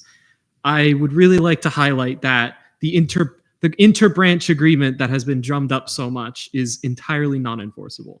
There's no consequence for violation aside from those which could be given if there was no agreement in the first place. It's our role to hold the people we confirmed to be accountable. The Deputy Chief of Staff said once every week. To leave a candidate entirely in the dark for 2 weeks and then send them a rejection email because both appointed seats got filled, one of said candidates being someone who applied 3 days before their appointment, is unjust. We can have as many written documents in unannounced office discussions as we want, but as those of us from last session learned, those discussions ultimately mean nothing and depend solely on the faith of those enacting them. We are the student body senate. It is our job to hold people accountable, both those in other branches and our own. Leadership has the ability to speak for us. That's why we elected them. But if we disagree with what they do, we have the ability to hold them accountable, again, within our branch and the others. So I would just wanted to draw some attention to that. That is all for me. All right. Chair Burla. Hi, I just want to talk about a recent event news story and what happened in Orlando. We talked about a little bit in Gap. It's going to be a news story featured in the Gap newsletter. And usually as Gap chair, I don't like commenting on recent events just because, I want to maintain impartiality. But I think, me as a UCF Knight and as someone who's from Orlando, I really want to speak on this because it's really close to my heart. For those of you who don't know, recently the Florida Department of Transportation paved over a crosswalk near the Post Memorial that was meant to honor the 49 lives lost. And to me, as an Orlandoan, as a UCF Knight, we have students that were lost in that horrible incident painted on our student union. It is extremely disrespectful. And I think it is just the desecration of a monument is something that is really heartbreaking to me. I can't tell you why the Department of Transportation did it. They've had no comment as of now, and I just wanted to highlight that all for you because even though it's in the Gap newsletter, I think it's crucially important that us as student leaders understand what's happening both in our school community and in our greater Orlando community, and that we know everything that's happening and that we take action to change it or take action on it. So I implore you all to monitor the situation. I've heard that maybe it's going to be repainted, but it is a moving situation. And I just wanted to say that it's very close to my heart as an Orlandoan, as anyone who's from Orlando probably knows. So I thought it was very important to highlight that. Okay. Senator Benesh. Good evening, everybody. You guys all staring at me is making me a little bit nervous, but I wanted to call to everybody's attention just how critical we've been. I know it's only the first meeting of the fall, but I really want you guys to think about the questions you are asking people who come up. For example, we in animation, when they were up today, I just found it a little bit deplorable how people were really going at them and asking these, in my opinion, not germane questions, not relevant questions. So I really want you guys to examine and think about what you are saying to these people. It's not putting out a good impression of Senate. Just grilling people for no reason doesn't make any sense to me. So I just want you guys to kind of think about what you're saying.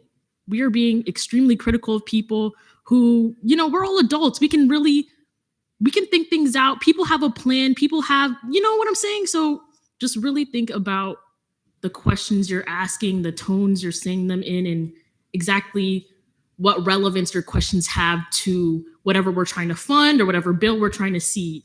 Does that make sense to everybody? Anybody else for open forum? I mean, not open forum, just Senate forum. Seeing none, Senate deliberation. Anybody wishing to speak in deliberation? Seeing none, advisors report. Brody.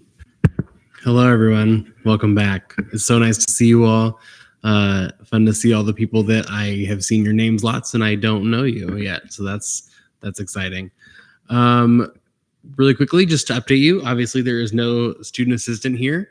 My plans to have that person in before the semester started didn't work out, but have done several interviews this week, and I am confident that maybe not by next Thursday, but by the next Senate meeting, there will definitely be a new student assistant, so that's very exciting. Yeah, that's all for me. We'll do some senator shout-outs. Zach. Nobody else wants to kick it off. I'm going to kick it off. Guys, once again, my vice chair did allegedly a great job with roll call. My committee as well. Guys, you all showed up. I love you all. You guys are amazing. I love my committee. I love everyone in here. You all are fantastic. The speaker has to put up with my chicanery, so. And of course, you for putting in the work to get us a fine and wonderful new student assistant, because we miss Madavi. Yes, I saw Madavi today in her GA role, working with MSC at their Taste of Downtown UCF event. So she has moved on to bigger and better things. Yeah, Elle. I just want to say shout out to everybody. I missed your cute little faces so much, and I'm really excited to see everybody in the office. Also, major shout out to Chair Gaudio for that tiramisu he made. If y'all don't go to LJR, guys, I'm not even part of LJR, and I sat in and he's like, guys, if you're a guest, please come eat this food. You're a priority. So I better see everybody show up Wednesdays at 1:45, correct? That would be correct. Everybody show up. Let's see what he's going to make next time, okay? Halima. Shout out everyone, because I'm really happy to be back, and it's so nice to see all of your faces, but particularly my SLC babies. I'm so happy to see you guys as official senators, and I'm so proud of you. Very full circle. I want to shout out our two new senators. You guys both did great in ENA today and Senate, so congratulations to both of you. All right.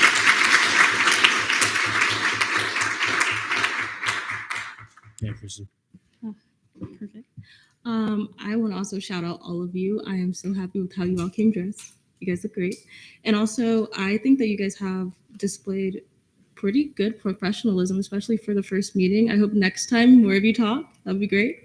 And, say you second things. I'm so, you know what? Separate shout out to Vice Chair Wanjan. I love hearing her every single time she says seconds. But come on, guys. Okay, that's it. All right. Daisy. Shout out LJR, best committee. Also, if you're going to come to LJR, please join LJR. I would love to have people. I guess shout out Chair Gaudio and Mila and Nee especially for being ENA chair, jumping onto it. Respect. All right. Yeah, the name. Shout out to Victoria for passing her first proclamation.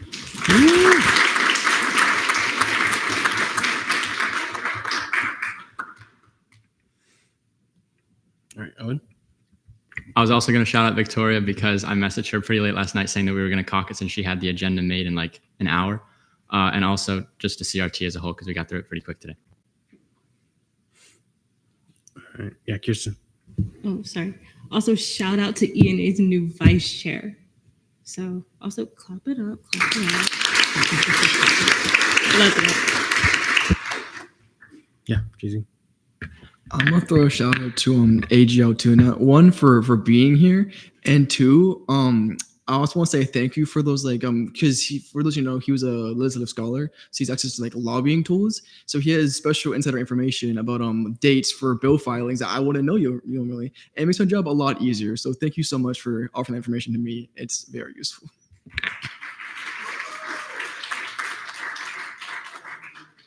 And we love having AGL Tuna here for every meeting that he stays late at, but especially when there is a active concert going on that he could be at. So we love it. All right. Yeah, Jason. Okay, shout out everyone. I was looking over at during Senate Forum, I was looking around to pick my outfits, and it's really hard today. I'm gonna be real. You guys did really well today.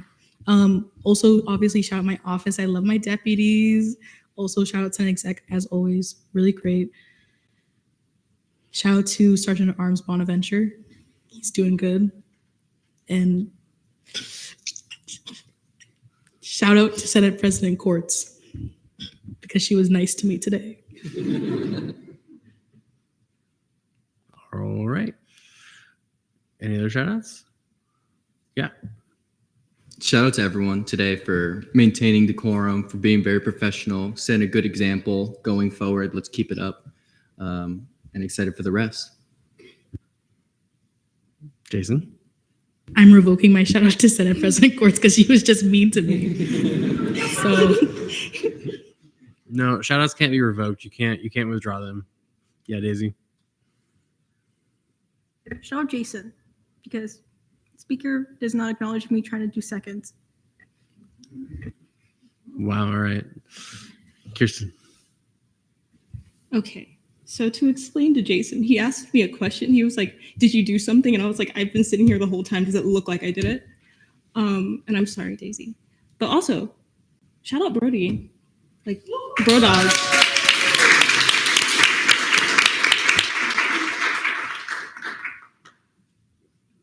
Okay, Daisy. Okay, shout out Speaker Courts, because she has to say a lot of stuff in the next few minutes. All right. I feel like the bar for shout outs is steadily dropping. Yeah. Jimmy, take us home. I just want to shout out the people that are in the back still with us. Thank you so much for being here. I really respect your time. So, and all of you for showing face and giving energy to the chamber tonight. All right. Yeah, Melva. Shout out to Issa. She's a new senator. She's also an orientation leader too. So. All right. Yeah. Shout out to Melva. Shout out to Melva. She hasn't done it yet, but she's gonna join CRT. So yeah. All right. Preemptive shout outs. I like it. All right. That's it. Let's do it.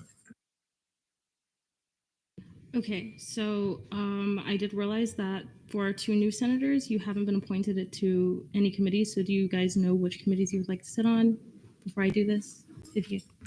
I'm not sure if this is right, but I believe FAO meets at 2 p.m. on Mondays. Wait, is that true?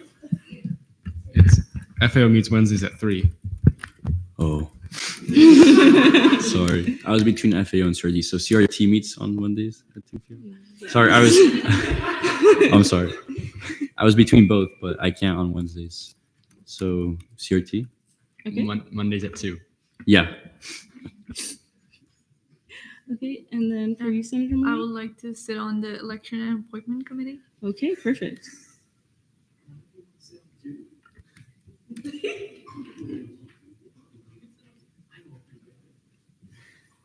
Decorum, please don't speak out of turn.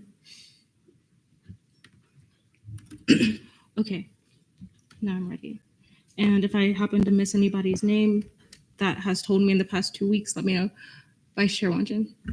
I believe Senator Jane is still on previous Senator Signover Barnes committees, so I don't know if she wants to fix that. Okay, is Senator Jane here? I do want to fix that. Okay. I'm going to go ahead and go through resignations. Do you mind putting your name under the appointments for the committees? Yeah. Okay, thank you.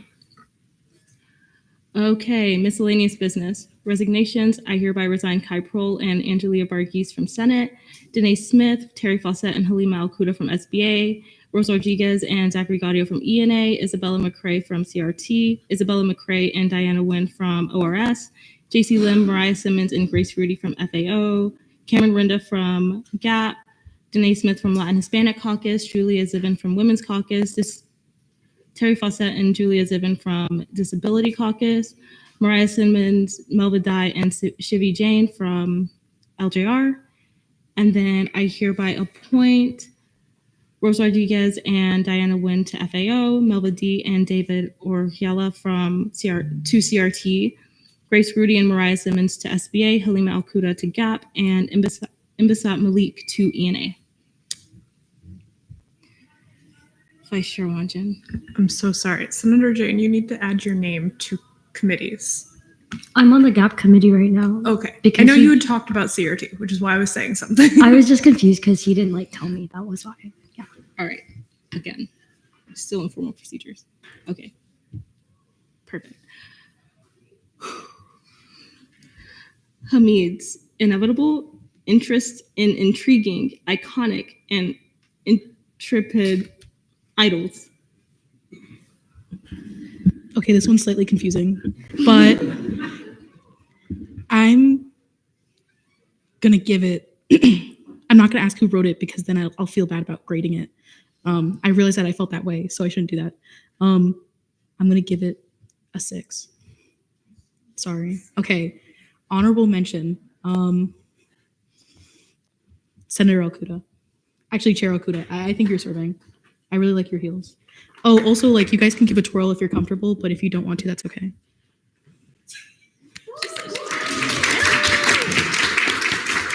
Okay, third place.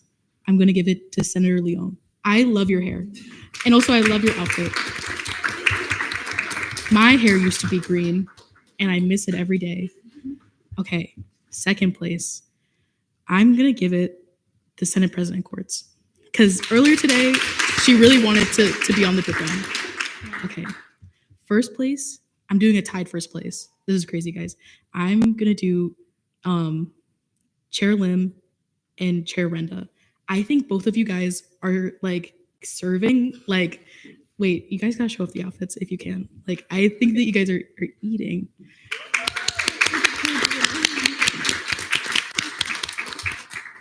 Sorry to D. Like Kaufman. I know you threw on a new necklace today, but I couldn't pick you. Okay. I thank you for second place. Pro Tem Hamid also told me that I had to work like 10 times as hard as you guys to even be considered. So I'm so glad it worked. Senator Banesh? Motion to adjourn pending final roll call. There's been a motion to adjourn this meeting pending final roll call. And a second. Any objections? Seeing none, Chair Gaudio. If you're packing up, please be quiet.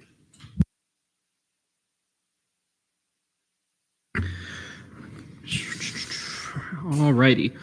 Luke Paul. Present. Anna Reed. Olivia Smith.